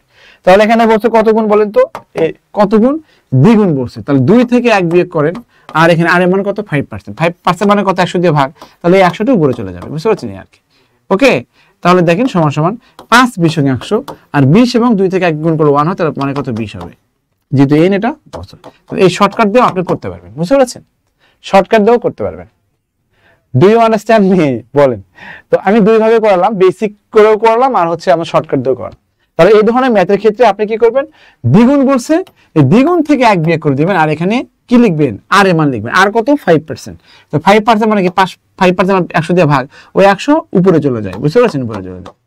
আর এটা মানে 2 থেকে 1 বিয়োগ করলে একই হয়, আর এখানে গুণ করলে কাটাকাটি করলে 20 হয়, তার মানে কত 20 বছর। এটা এর মান হচ্ছে 20 বছর, ফর্মেট ধরে করবেন তাও হবে। তো এখানে দেখেন আমাদের আগেই বলেছি যে আজকের আয়োজন হচ্ছে, আজকে আমাদের বিদ্যাবাড়ির মহান 21শে ফেব্রুয়ারি উপলক্ষে, ভাষার মাস, এই উপলক্ষে আমাদের প্রত্যেকটা কোর্সে 60% ডিসকাউন্ট দেওয়া হয়েছে। তো আমাদের সালমান শাহ লিখছে, ম্যাথের জাদুকর Sohag sir, thank you very much Salman Shah. Sulaiman, this is the magic of Sohag sir, thank you. Shipon, thank you, বরাবরই আপনার কমেন্টস খুব ভালো লাগে। তো তাহলে আমাদের বিদ্যাবাড়ির 6 দিন ব্যাপী যে মেগা লাইভ ক্লাস হবে, লাইভ ক্লাসের ফার্স্ট ক্লাস হচ্ছে আজকে আমরা প্রাইমারির কি হচ্ছে প্রথম ধাপ নিয়ে আমরা কথা বলেছি। ওকে, এরপর আমরা বিসিএস আসবো, অন্যান্য ক্যাটাগরিতেও আসবো ইনশাল্লাহ। তো যাই হোক, তো আমরা সলভ করছি। বিদ্যাবাড়িতে কিন্তু অনেকগুলো কোর্স আছে, প্রাইমারি আছে, 11 থেকে 20তম গ্রেড আছে, বিসিএস আছে, ব্যাংক আছে, নিবন্ধন আছে, এইগুলো কোর্স। ইভেন বিদ্যাবাড়ি কিন্তু আইটি নামে একটা সেক্টর আছে, আইটিতে কিন্তু অনেকেই আইটিতে অনেকেই কিন্তু কি হয়, মানে এখানে আমাদের কোর্স করে স্কিলড হয়ে যাচ্ছে। তো আইটিতেও কিন্তু ফ্ল্যাট 60% ডিসকাউন্ট। ওকে, আচ্ছা, তাহলে সুপ্ত সংখ্যাটি কত? লুপ্ত সংখ্যা, সুপ্ত বা লুপ্ত, যাই হোক, লুপ্ত মানে কি, যেটা নাই আর কি। তো লক্ষ্য করেন এটা 81 থেকে, দেখেন 81 থেকে কত 27 আসছে, তাই না? তার মানে কি 81 কে এর 3 ভাগ করছে, তার 27। এটাকে 3 ভাগ করলে কত হচ্ছে? এখানে কত 9 হবে। এটাকে 3 ভাগ করলে কত হচ্ছে? 3 হচ্ছে। এটাকে 3 ভাগ করলে কত হচ্ছে? দেখেন 1 হচ্ছে, তাই এরকম, তাই না বলেন? অথবা এখানে বলতে পারেন এটা হচ্ছে 30 মানে কত 1, 31 মানে কত 3 স্কোয়ার মানে কত 9 হবে, 3 কিউব মানে কত 27, 3 পাওয়ার 4 মানে কত 21। এভাবে করলেও করতে পারেন, যে কোনো ভাবে, যে কোনো ভাবে। এটা সিরিজ, এটা সিরিজ, তাই না? তার মানে এখানে 3 দিয়ে ভাগ করলে, এখানে 3 দিয়ে ভাগ করলে, 3 দিয়ে ভাগ করলে এখানে 9 হয়। অথবা 3 পাওয়ার 0, 3 পাওয়ার 1, 3 পাওয়ার 2, 3 পাওয়ার 3, 3 পাওয়ার 4 মিলে যাচ্ছে। ওকে, তো 1 কে 2 ভাগ করলে কত হয়? ভেরি সিম্পল, 1 কে 2 ভাগ করলে কত হয়? এখানে 0.5 হয়, তাই না? 0.5 হয়। তো পয়েন্টের পরে, দশমিকের পরে 0.5 মানে যা, 0.50 মানে তা, 0.500 মানেও তা, 0.50000000 মানে একই কথা। এরা সব এক জিনিস। 0.5 মানে যা, 0.50 মানে কত? 3.5 আর 3.50, এটা একই কথা, বুঝতে পারছেন? এই ওকে, তো বলা হয়েছে হাফ, 1 কে 2 দিয়ে ভাগ করলে হাফ হয়, তাহলে 0.5, এখানেও 0.5, এখানে হাফ তো আছে, সবগুলো হবে আনসার। ওকে, সবগুলো হবে আনসার, হবে সবগুলো। দেখেন কত স্মুথ আনসার এসেছে। তো যাই হোক, আমি একটু দ্রুত করে ফেলি যে দশমিক সংখ্যা গুণনের ক্ষেত্রে দেখেন এগুলো কিন্তু আমরা ক্লাসে পড়াইছিলাম। আমাদের যারা কোর্স করেছে তারা 100% এখানে কমন ছিল, বুঝতে পারছেন? এবং যারা এর আগে আমি যখন ক্লাস নিতাম তখন অনেক স্টুডেন্ট বলতো, স্যার আমার প্রাইমারি জব হয় না শুধু ম্যাথের জন্য, অনেক কষ্ট করে আমরা করি, like teacher, like class, wonderful class. দিশাহীন অভিযাত্রী কমেন্ট করেছেন। অমিত শাহ তো সব মানে মাশাআল্লাহ খুব ভালো কমেন্টস করে। ও আপনারা কই খুঁজে পাচ্ছি না, আপনার গণিত আর আমি কেন। ওকে, আচ্ছা, ওকে, তাহলে একটা বিষয় মাথায় রাখবেন টোটালি। তো বিদ্যাবাড়ি এই আয়োজনটা আপনার 60% ডিসকাউন্ট কিন্তু এর আগে দেয় নাই, আর দিলেও হয়তো অনেক আগে দিয়েছে, বা এটা কিন্তু সীমিত সময়ের জন্য। আপনারা যদি ভর্তি হতে চান তাহলে আজকেই আপনি যোগাযোগ করেন, অথবা এটা কিন্তু 2 দিন পর আর নাও থাকতে পারে, আগামীকালের পর নাও থাকতে পারে। সো আপনি কল করে অবশ্যই জেনে নেবেন যে এই ডিসকাউন্ট কতদিন পর্যন্ত, অথবা আপনি অন্তত আপনি বলে রাখেন যে আমি অবশ্যই ভর্তি হব, আমি আজ হন কাল হন, আপনি একটা নির্দিষ্ট সময় নিয়ে বলে দিন। তা আদারওয়াইজ কিন্তু এই অফারটা কিন্তু কি হয়ে যাবে, শেষ হয়ে যাবে, বুঝতে পারছেন? শেষ হয়ে যাবে যে কোনো কোর্সে। আচ্ছা, এখানে বলেছে দেখেন দশমিক সংখ্যা গুণ, দেখেন আমি যদি বলি এখানে 1.5 × 1.5 গুণ করলে কত হয় বলেন তো? 1.5 এবং 1.5 গুণ করলে দেখেন এই নরমাল গুণ করতে হয় দশমিক সংখ্যার ক্ষেত্রে। তাহলে দশমিক সংখ্যা গুণের ক্ষেত্রে দশমিক বাদ দিবেন for the time being. For the time মানে কি, কিছুক্ষণের জন্য। তাহলে দশমিক সংখ্যা বাদ দিতে হয়, দশমিক বাদ দিলে 15 হয়, এটা 15 গুণ করলে কত? 225 না বলেন? এখন দশমিক দিবেন, এখানে 1 ঘর আগে, এখানে 2 ঘর আগে দশমিক, ঠিক 2 ঘর আগে দশমিক দিবেন। তখন 0.3 ইন্টু কত? 0.012। দশমিক সংখ্যার ক্ষেত্রে দশমিকটা বাদ দিতে হয়, তাহলে দশমিক বাদ দিলে 3, এটা 12, 3 12 কত? 36। এখন দশমিক দিবেন, এখানে 3 ঘর আগে, এখানে 1 ঘর, 4 ঘর আগে, ঠিক 2 ঘর তো 2 আছে, আর ঘর বাড়াবেন, 0 দিয়ে 2 ঘর বানাতে হয়, এটা হবে আনসার। তাহলে এখানে বলছে 4 2 8 গুণ করলে কত? 64 হয়। তাহলে এখানে 2 ঘর আগে, এখানে 2 ঘর, 4 ঘর, এখানে 5 ঘর আগে দশমিক। তাহলে এই 64 লিখে 2 ঘর 3 4 5 ঘর আগে দশমিক। This is the way of solving. Okay, তো আমরা এইভাবে কি করব, আমরা অ্যাপ্রোচ করব। Do you understand me? এখন দেখেন, একটি খোলা জলাধারের দৈর্ঘ্য প্রস্থ উচ্চতা আছে। আপনি দেখবেন যার দৈর্ঘ্য প্রস্থ উচ্চতা আছে, হ্যাঁ, এটাকে ঘনবস্তু বলা হয়। বুঝতে পারছেন? দৈর্ঘ্য প্রস্থ। ধরেন আপনি যে রোমে আছেন সেই রোম কিন্তু দেখেন দৈর্ঘ্য আছে, প্রস্থ আছে, উচ্চতা আছে। হ্যাঁ, একটা চৌবাচ্চাকে ট্যাঙ্ক বা ট্যাঙ্কি যেটা বলেন, হ্যাঁ, দৈর্ঘ্য প্রস্থ উচ্চতা আছে। হ্যাঁ, ধরেন একটা বাসের দৈর্ঘ্য প্রস্থ উচ্চতা আছে। তো একটা জিনিসের ভিতরে যে জায়গাটা, এই ঘরের ভিতরে যে জায়গাটা, এটা হচ্ছে আমাদের আয়তন। আর ঘরের বাইরে যে ওয়ালগুলো দেখেছেন, ছাদ দেখেছেন, মেঝে দেখতেছেন, স্ট্রাকচার যেখানে দাঁড়ায় আছে, যে মেঝে দেখেছেন, এগুলো সবগুলো কি হচ্ছে, ক্ষেত্রফল বোঝায়। আর ভিতরে যে জায়গা, ফাঁকা জায়গাটা থাকে আয়তন। তো বলছে একটা খোলা জলাধারের মানে চৌবাচ্চার মতো দৈর্ঘ্য প্রস্থ উচ্চতা হচ্ছে এত এত এত। তো দেখেন এখানে 2.5 মিটার, 2 মিটার, এখানে কত 100 সেন্টিমিটার দিয়ে কি করলো, ওটাকে মনে হয় অপমান করে ফেলছে না? আপনাকে কি করতে হবে, আপনাকে এককটা সেম করতে হবে। বুঝতে পারছেন? এককটা সেম করতে হবে, এককটা সেম করতে হবে। আচ্ছা, তাহলে এটা সেম করতে হবে। তাহলে একটি দেখেন, এই যে দেখেন, একটু লিখে দিচ্ছি, এই যে দেখেন বলা হয়েছে একটি খোলা জলাধারের দৈর্ঘ্য প্রস্থ উচ্চতা এত। তো ব্যাপারটা এরকম আর কি। দেখেন, ধরেন এখানে দিলাম, আমি জাস্ট বোঝানোর জন্য লিখে দিচ্ছি এখানে এইরকম, এখানে একটা, এইদিকে এর দৈর্ঘ্য হচ্ছে 2.5 মিটার, প্রস্থ 2 মিটার, আর উচ্চতা কত, এটা 100 সেন্টিমিটার। তো এই 100 সেন্টিমিটার, তো এটা সব মিটার, তাহলে এটা 100 সেন্টিমিটার কি 1 মিটার না বলেন? তো আপনাকে এককটা সেম করতে হবে, এককটা সেম করতে হয়। বুঝতে পারছেন? এককটা সেম করতে হয়। তাহলে আয়তন মানে হলো, এটা দেওয়া আছে বোঝানোর জন্য লিখছি। অ্যাকচুয়ালি এই ম্যাথের সলভ হচ্ছে, এটা আয়তন চাচ্ছে, আয়তন। হ্যাঁ, আয়তন হচ্ছে দৈর্ঘ্য গুণন প্রস্থ গুণ উচ্চতা। দৈর্ঘ্য হচ্ছে 2.5, প্রস্থ 2, আর উচ্চতা কত, এটা 100 সেন্টিমিটার মানে কত, 1 মিটার। তাহলে 1, এটা গুণ করলে কত হয়, এখানে দেখেন দশমিক বাদ দেন, 25 এবং 2 গুণ করলে কত হয়, 50 হয়। একবার আগে দশমিক, তার মানে কত, 5। তাহলে এত কি হবে, ঘনমিটার। বুঝতে পারছেন? ঘনমিটার। তাহলে 5 ঘনমিটার। Simple very. তাই কত সহজ হলো না বলেন? এখানে কোন সংখ্যার এত অঙ্ক 64, তার মানে কি 7 ভাগে 2 ভাগ 64। 2 ভাগ যদি 64 হয়, 7 ভাগ কত হয় বলেন? 2 ভাগ সমান 64। তাহলে 7 ভাগ মানে কত হবে, বা 7 ভাগ মানে কত হবে, 64 × 7 ডিভাইড কত হচ্ছে 2। তাহলে এটা কাটাকাটি করলে 2 to 4 হয়। অথবা বলতে পারেন যে কোন একটা সংখ্যা x এর 2/7 হচ্ছে সমান কত হচ্ছে 64। তাহলে x সমান কত, 64, আর 2/7 নদীর ওই পার গেলে উল্টে যাবে। বুঝতে পারছেন? 7 কত 2 হবে, একই কথা, 224 হবে। বুঝতে পারছেন? তো একটা সমকোণী ত্রিভুজের সমকোণ ছাড়া যে ত্রিভুজের একটা কোণ সমকোণ তাকে বলা হয় সমকোণী ত্রিভুজ। যে ত্রিভুজের একটা কোণ সমকোণ তাকে বলা হয় সমকোণী ত্রিভুজ। আমি কিন্তু আমার জ্যামিতি ক্লাস যারা পেয়েছে, তারা জ্যামিতি যতই ভয় পাক না কেন, তারা জ্যামিতি হ্রাস করেছে। কিভাবে মনে আছে? জিৎ একটা সিনেমা করেছিল। কি সিনেমা? একটা সিনেমা ছিল, বস সিনেমা। ও বলেছিল যে আমি কলকাতা শহরকে হ্রাস করতে এসেছি। তো হ্রাস করতে এসেছে, হ্রাস মানে বুঝতেছেন, সে কলকাতা শহরকে মুঠোয় নিয়ে এসেছে। তো আপনি যদি জ্যামিতিকে মুঠোয় নিয়ে আসতে চান, সোহাগ স্যারের 4 থেকে 5টা ক্লাস করবেন জ্যামিতির। ওকে, তাহলে আপনি জ্যামিতিকে হ্রাস করবেন, ওকে। আই এম অ্যাসিউরিং ইউ, আপনার ব্রেন, আপনার লেভেল যে রকমই হোক না কেন, আমার জ্যামিতি ক্লাস করবেন, জ্যামিতিতে হ্রাস করবেন। ওকে, তো একটি সমকোণী ত্রিভুজের সমকোণ ছাড়া অন্য দুটি কোণ কেমন হবে? তো একটা সমকোণ, যে ত্রিভুজের একটা কোণ সমকোণ তাকে বলে সমকোণ ত্রিভুজ। তো সমকোণ ছাড়া অন্য দুটি কোণ কি বলেন তো? এই দুটো মিলে কত, 90, আর এই দুটো কত, দুটো কি সূক্ষ্মকোণ না বলেন? তাহলে দুটোই হবে সূক্ষ্মকোণ। এটা পরীক্ষা এসেছিল। ওকে, আর এগুলো ব্যাখ্যা না দিয়ে পরে দিব আর কি।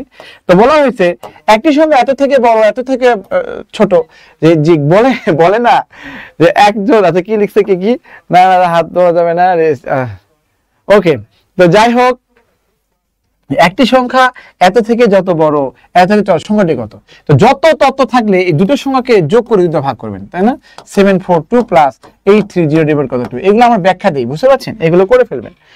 দেখেন এখানে বলা হয়েছে, এটা হচ্ছে p এর মান, এটা কত n এর মান, তাই না? এটা কত হচ্ছে আসল টাকা, এত অংশ সুদ পাইছে। আসল টাকা মানে কি? সুদ কত, আই। সুদ হচ্ছে কত, আসল টাকা তো হচ্ছে এই যে এখানে আসল টাকা। তাহলে কত, একক, দশক, শতক, হাজার, অযুত, লক্ষ, 3 লক্ষ, তাই না? একক, দশক, শতক, হাজার, অযুত, 3 লক্ষের কত, 4 5/4, এটা হচ্ছে সুদ। তাহলে দেখেন এটা p এর মান, এটা n এর মান, এটা হচ্ছে কি আই মানে কি এত টাকা আর এত। তো আপনি বারবার এটা 4 দিয়ে কাটাকাটি করার দরকার নেই, বারবার ক্যালকুলেশন করার দরকার বলেন। এই ধরনের ম্যাথ, এই একটা ম্যাথই হচ্ছে একটু বড় আর কি, হয়তো 30-40 সেকেন্ড লাগবে। আমরা জানি আই সমান সমান কত হচ্ছে পিএনআর, তো চাচ্ছে কি সুদের হার চাচ্ছে, আর এর মান চাচ্ছে। আর সমান সমান কত, আই ডিভাইড কত হচ্ছে পিএন। আই এর মান কত বলেন তো, বলছে যে আসল টাকার এত অংশ সুদ, তার মানে কি আসল টাকা মানে হচ্ছে এত টাকা, এত অংশ, তার মানে এখানে 3 লক্ষ এর 5/4 দিবেন, আর এটা হচ্ছে সুদ। আর আসল এখানে পি এর মান কত, যে পি এর মান, এই যে পি এর মান, পি মানে কত হচ্ছে 3 লক্ষ, ওকে। আর এর মান কত 7.5, মানে কি 7 গুণ 14 15, 15 বাই কত হচ্ছে 2। আর পার্সেন্টেজ করতে গেলে যে কোনো কিছুকে, ইভেন শোয়াক স্যারকেও যদি পার্সেন্টেজ করতে চান, you have to multiply with 100%, okay. আপনি শোয়াক স্যারকেও যদি মাল্টিপ্লাই করতে চান, যে কোনো সংখ্যাকে মাল্টিপ্লাই করতে গেলে 100% দিয়ে গুণ করতে হয়। তাহলে এটা এবং এটা কেটে যায়, দেখেন এখানে 5/4 ইন্টু 2 বাই কত 15, 100%, ওকে। তাহলে এখানে দেখেন কাটাকাটি করলে 2 হয়, 5 দিয়ে গেলে এখানে 3 হয়, আর এখানে কত 50, তার মানে কি 50 বাই হচ্ছে 3, বুঝে নিয়েন। হ্যাঁ, 50/3 মানে কত 16 সমস্ত 2 এর 3, বুঝতে পারছেন? এই জন্য আনসার এটা ভেরি সিম্পল, এটাই হচ্ছে 40 সেকেন্ড লাগে। আর সবগুলো ম্যাথ খুবই সহজ। আমি দেখেন আমরা হচ্ছে we the teachers of Bidyabari, হ্যাঁ, আমরা অবজার্ভ করেছি যে আমাদের স্টুডেন্টদেরকে এত ভালোভাবে এত সুন্দর করে আমরা পড়িয়েছিলাম গতবার, যে আমরা একটা কাজ করি নাই, কোনটা, আমরা সমাবর্তন পড়াই নাই, বিনা সমাবেশ পড়াই নাই। তখন আমরা কি করেছি, নতুন করে আবার এখন বর্তমানে অ্যাড করা আছে আমাদের লেখা শিটে, বাট হচ্ছে আমরা নতুন করে আমরা সমাবর্ত এবং বিনা সমাবেশে পড়েছিলাম। দেখেন আমাদের পড়ানো হয়েছিল, বাট কাজে লেগেছে, ডিরেক্ট কমন নিয়ে এসেছিল। দেখেন 1 থেকে 440 পর্যন্ত সংখ্যাগুলি একটি দৈবচরণ পর্যন্ত নেওয়া হলে বর্গ সংখ্যা সমান হবে। দৈবচরণ মানে কি, না দেখে। তাহলে সম্ভাবনা মানে হচ্ছে যেটা চাই সেটা উপরে থাকে, বুঝতে পারছেন? ধরেন এক্স এর কত অংশ, x/y, আর সম্ভাবনা মানে কি, যেটা চাবে সেটা উপরে রাখবেন, নিচে রাখবেন, বুঝতে পারছেন? এই তাহলে 1 থেকে 440 পর্যন্ত সংখ্যাগুলির একটি দৈবচরণ পদ্ধতিতে নেওয়া হলে বর্গ সংখ্যা হওয়ার সম্ভাবনা কত, বর্গ সংখ্যা। তাহলে বলেন তো 1 থেকে 440 পর্যন্ত কতগুলো বর্গ সংখ্যা আছে? দেখেন 20 স্কয়ার মানে কত হবে 400, আর 21 স্কয়ার মানে কত 400 কত 41, এটা বেশি হয়ে গেল না? তার মানে 1 থেকে 20টা আছে। তো আমি যখন সম্ভাবনা বের করব তখন কি করব, যেটা চাই সেটা উপরে দিব। আমি একটা সংখ্যা উঠাবো, সেটা বর্গ সংখ্যা হবে। তাহলে বর্গ সংখ্যা কয়টা আছে, 20টা, 20টা যে কোনো একটা হবে। আর টোটাল কত 440, এটা হচ্ছে সম্ভাবনা। এটা রেখে দেন, তাহলে 1 বাই কত 22, এটা হচ্ছে আমাদের আনসার। এটা ভেরি সিম্পল জিনিস, এগুলো যখন আমরা ক্লাসে করাবো আরো স্মুথলি করাবো, ওকে। তো দেখেন একটা চাকা, এই চাকা, এই একটা চাকা ধরেন, এই গাড়ির চাকা, এই চাকা টোটাল কোণ কত, এটা হচ্ছে 90 ডিগ্রি, এটা 90 ডিগ্রি, এটা 90 ডিগ্রি, তার মানে 360 ডিগ্রি। তো এই চাকা যদি একবার ঘোরে তাহলে 360 ডিগ্রি কি হয়, মানে ঘুরে আসে। তাহলে বলা হয়েছে একটি গাড়ির চাকা প্রতি মিনিটে মানে কত 12 বার ঘোরে, চাকাটি 5 সেকেন্ডে কত, তাহলে দেখেন প্রতি মিনিট মানে কত 60 সেকেন্ড। তাহলে একটা গাড়ির চাকা যদি 60 সেকেন্ডে 12 বার ঘোরে, তো 5 সেকেন্ডে কত ডিগ্রি ঘুরবে? তো 60 সেকেন্ডে সে ঘোরে, 60 সেকেন্ডে ঘোরে, দেখেন 60 সেকেন্ডে ঘোরে কত 12 বার। তো 12 বার, একবার ঘুরলে তো 60 ডিগ্রি উৎপন্ন করে, 12 বার ঘুরলে কত 12 × 60 ডিগ্রি কোণ উৎপন্ন করবে। তো 60 সেকেন্ডে উৎপন্ন করে এত কোণ বা ক্রস করে এত, তাহলে 1 সেকেন্ডে কত করে, 1 সেকেন্ডে কত করবে 12 × কত 360 ডিভাইড কত হচ্ছে 60। আর 5 সেকেন্ডে কত হবে, 5 সেকেন্ডে আপনার এটা গুণ হয়ে যাবে 5, ওকে। তাহলে এই 0 0 কেটে যায়, 6 6 36, দেখেন 6 বার 72, আর 5 গুণ করলে 360 ডিগ্রি হবে। This is the way of solving. এগুলো হচ্ছে আমরা ক্লাসে আরো স্মুথলি করাই, ওকে। I was weak in math, but I am strong in math now to see my best teacher, Shok sir. Love you, Shok sir. Dishahin Abhijatri, it's my pleasure. কি বলবো যে lots of thanks for praising me, okay, praising me. Thank you এত সুন্দর comments করার জন্য, ওকে। তাহলে আমরা কিন্তু শেষের দিকে, আমাদের কিন্তু এরপরে কিন্তু আমাদের কি বলবো যে আমার বাংলার বিদ্যাবাড়ির জাহাজ, বাংলার জাহাজ নামে খ্যাত আমাদের শ্রদ্ধেয় ফুজাল স্যার চলে আসবে একটু পরে, আমি ডাকবো তাকে। বাট তার আগে আমি এটা শেষ করে নিই। আমাদের আর তেমন ম্যাথ নাই, এগুলো খুব ইজি ম্যাথ, আমি এগুলো বলে দিচ্ছি, নর্মাল আপনারা দেখে নিন। তো এখানে বলা হয়েছে যে এখানে এতর বর্গমূল কত, হ্যাঁ বর্গ খুব বেশি না, আর 2-3 মিনিট সময় নেব, 2-3 মিনিট। তো এখানে বলা হয়েছে যে এখানে 0.0001 বর্গমূল করতে, দশমিক সংখ্যা বর্গমূলের ক্ষেত্রে জোড়া করতে হয়, বুঝতে পারছেন? এই দশমিকের জন্য দশমিক, তাহলে ডাবল জিরোর জন্য একটা জিরো নিতে হয়, আর 1 এর বর্গমূল কত 1, তার মানে কি 0.01 কথা আছে। এটা এগুলো নরমাল। বলছে যে এখন আপনাকে এই জিনিসটা আমি ব্যাখ্যা দিই, এই জিনিসটা সবাই ভুল করে, হ্যাঁ অনেকে ভুল করে আসছে। আমি যদি বলি 2 এর বর্গমূল কত, বলেন 2 এর বর্গমূল কত? √2 না বলেন? √2 কিন্তু অমূলক সংখ্যা। বাট আমি যদি এটাকে ঘুরে এভাবে বলি √4 এর বর্গমূল কত? √4 এর বর্গমূল কত? বলেন তো √4 মানে কত? 2 না বলেন? √9 মানে কত? 3 না? √16 মানে কত? 4 না বলেন? তাহলে √4 মানে √4 এর বর্গমূল মানে কি? 2 এর বর্গমূল হচ্ছে কত? √2 বুঝতে পেরেছেন? তা 2 এর বর্গমূল যে কথা, √4 এর বর্গমূল একই কথা, সারাদিন আর তামাম দিন যেমন এক কথা একই কথা। তাহলে এখানে 289 এর বর্গমূল কোনটা? তো 289 মানে কি? 289 মানে হচ্ছে এখানে 17, তার মানে 289 √ওভার, এটা মানে হচ্ছে 17 স্কয়ার, এটা কেটে যায় 17। 17 এর বর্গমূল কি? √17 না বলেন? তাহলে এটা একটা অমূলদ সংখ্যা, অমূলদ সংখ্যা। ওকে, আর 1 থেকে 11 পর্যন্ত সংখ্যার গড় কত? এটা পরপর সংখ্যার ক্ষেত্রে গড় মানে কি? প্রথম পদ প্লাস শেষ পদ ডিভাইড করে 2, বুঝতে পারছেন? তার মানে কত হবে? 6। আনসার হবে 6। গড় মানে কি? প্রথম পদ প্লাস শেষ পদ ডিভাইড 2। যদি বলি 1 2 3 4 5, এর গড় কত? 1 + 5 ডিভাইড 2, মানে প্রথম পদ শেষ পদকে যোগ করে 2 ভাগ করলে গড় পাওয়া যায়। ওকে, আবার দেখেন 0.1, দেখেন বর্গমূল কত? 0.1 এর বর্গমূল কত? 0.1 এর বর্গমূল আমি বলেছি, আমি এগুলো ব্যাখ্যা করে দিই। দশমিক সংখ্যা বর্গমূল নির্ণয় করার ক্ষেত্রে দশমিকের পরে জোড়া জোড়া করবেন, জোড়া জোড়া, বুঝতে পারছেন? এখানে আরো অনেক জোড়া জোড়া আছে, অনেক শূন্য আছে। এই দশমিক মানে দশমিক, এই 10-এর কাছাকাছি বর্গ সংখ্যা 3, তাহলে 3 দিয়ে শুরু হচ্ছে না, তাহলে এখানে 0.3 দিয়ে কোনো কিছু আসে নাই, তার মানে আপনার হচ্ছে আছে 0.3 আছে, তার মানে আনসার হবে কোনটা? এটা। এগুলো তো নাই, এটাও হবে না, এটাও হবে না, এটাও হবে না। এখন যদি বলেন স্যার আমি আরো করতে চাই, তাহলে তো আমরা এটা বেসিক করে পরে শিখাই যে এটা বর্গ নির্ণয় করে ডাবল করতে হয়। এর ডাবল কত? 6। এখানে কত? এখানে তো অসংখ্য শূন্য আছে, ডাবল 0 নিয়ে আসেন। হ্যাঁ, তাহলে কত হচ্ছে? এটা 1 দেন, এখানে 1 দেন, 61 হবে, এরকম করে অসীম। কারণ 0.1 এর বর্গমূল, হ্যাঁ, 0.31 দিয়ে শুরু হচ্ছে, অসীম, কারণ এটা একটা অমূলদ সংখ্যা। হ্যাঁ, এটা হচ্ছে কি? অমূলদ সংখ্যা। এই জন্য আমরা জাস্ট 1 ঘর অথবা 2, 1 ঘর পর্যন্ত নিব। 1 ঘর পর্যন্ত নিলে আপনি বুঝতে পারবেন। ওকে, এগুলোকে সিনেমাতে এগুলো করে লজ্জা না দেওয়াই ভালো। হ্যাঁ, এগুলো প্রাইমারি যদিও আসছে, সব ম্যাথ করে দেখেন, এখানে যোগ 2 + x + 3 সমান এটা গুণ করলে 3x + কত? 6। তাহলে এই 3x এই পাশে আসলে দেখেন মাইনাস কত হচ্ছে? 2x হবে। আর এখানে 3 আর 2 5 হয়, 5 ওই পাশে গেলে মাইনাস কত হচ্ছে? এখানে 1 হবে। হ্যাঁ, এখানে কত হচ্ছে? 1 হবে। এখানে কত? 1 হবে। দেখেন এখানে এই 2, দেখেন এখানে 3x যদি এই x এর সাথে বিয়োগ হয় -2x হবে, আর এই 5 যদি ওই পাশে বিয়োগ হয়ে যায় 6 এর সাথে, তাহলে কত? 1 হবে। তাহলে x সমান কত? -1। आंसर হবে -1।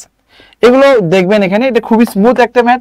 এখানে দেখেন, এখানে 6 মিল আছে, এখানে 4 থেকে 9 3 বেড়েছে, 9 থেকে 14 5 বেড়েছে, তাই না? এটা 5 বেড়েছে, এটা 5 বেড়েছে, এটা 5 বাড়বে। 5 বাড়লে কত হবে? 5 যোগ করলে 19 হবে। আমার বলছি দেখেন, খুবই স্মুথ, খুবই স্মুথ। হ্যাঁ, দেখেন এখানে এখানে 6 এর মিল আছে, সমস্যা নাই। এর পরেরটা হয়তো কি 6 হবে, বাট এখানে দেখেন, এখানে এই 9 থেকে এটা গ্যাপ কত? 5। এখান থেকে এটা গ্যাপ কত? 5। তাহলে এখান থেকে গ্যাপ কত হবে? 5 হবে না বলেন? 5 আর 14 কত হবে? 19। তাহলে এটা হবে 19। আমাকে চাচ্ছে এইটা 19। আর এগুলো খুবই স্মুথ একটা জিনিস, এটা ভুল আছে আনসার, বাট তারপরে বলেছি যে 200 টাকার 10% হার মুনাফায় 2 বছর চক্রবৃদ্ধি মূলধন কত? চক্রবৃদ্ধি মূলধন বলতে আমরা শিখিয়ে দিয়েছি, সূত্রতে করা যায় মোট টাকা বোঝায়, মোট টাকা। হ্যাঁ, মোট টাকা, মোট অ্যামাউন্ট বোঝায়। তার মানে এর মধ্যে এখানে সুদ এবং আসল সহ। হ্যাঁ, আয়েশা খানম জয়েন করেছেন ফ্রম গাজীপুর থেকে। ওকে, আমার কিন্তু প্রায় শেষ, আর 30 সেকেন্ড সময় নিব। তাহলে 10% হার মুনাফায় 200 টাকার 2 বছরের চক্রবৃদ্ধি মূলধন কত? তাহলে বলেন তো, প্রথম বছর পর আপনি সুদ কত পাবেন বলেন তো? 200 টাকার কত পার্সেন্ট? 10%, মানে কত হচ্ছে? আপনি দেখেন পার্সেন্ট মানে 100 দিয়ে ভাগ, আপনি 20 টাকা সুদ পাবেন। তাহলে দ্বিতীয় বছর পর সুদ কত পাবেন? তাহলে এই 20 টাকা চক্রবৃদ্ধি এই 20 টাকা যোগ হয়ে কত? 220 টাকা সুদ পাবেন, 10%। তার মানে 200 কারেন্ট মানে কত? 22 টাকা। তাহলে আপনি প্রথম বছরে 20 টাকা পেলেন, দ্বিতীয় বছরে 22 টাকা পেলেন, তার মানে কত হচ্ছে? টোটাল আপনি 42 টাকা সুদ পেলেন। তাহলে আসলের সাথে যোগ করে দিবেন, অথবা চক্রবৃদ্ধির ক্ষেত্রে এভাবে করলেও হয়, যেখানে লাস্ট আসল কত? 220, তাহলে লাস্ট সুদ কত? এর সাথে যোগ করে দিলেও হবে। এখানে 2, এখানে 4, 2 4।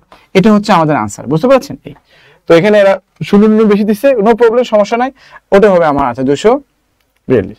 তো যাই হোক, এরপরে হচ্ছে আমরা আমাদের ফুজল স্যারকে দেখবো। তো আমি আবার বলছি, yes, this is the way of solving. তো ইনশাল্লাহ আমি লাইভে যেভাবে ক্লাস নেই, আমার zoom class better than life.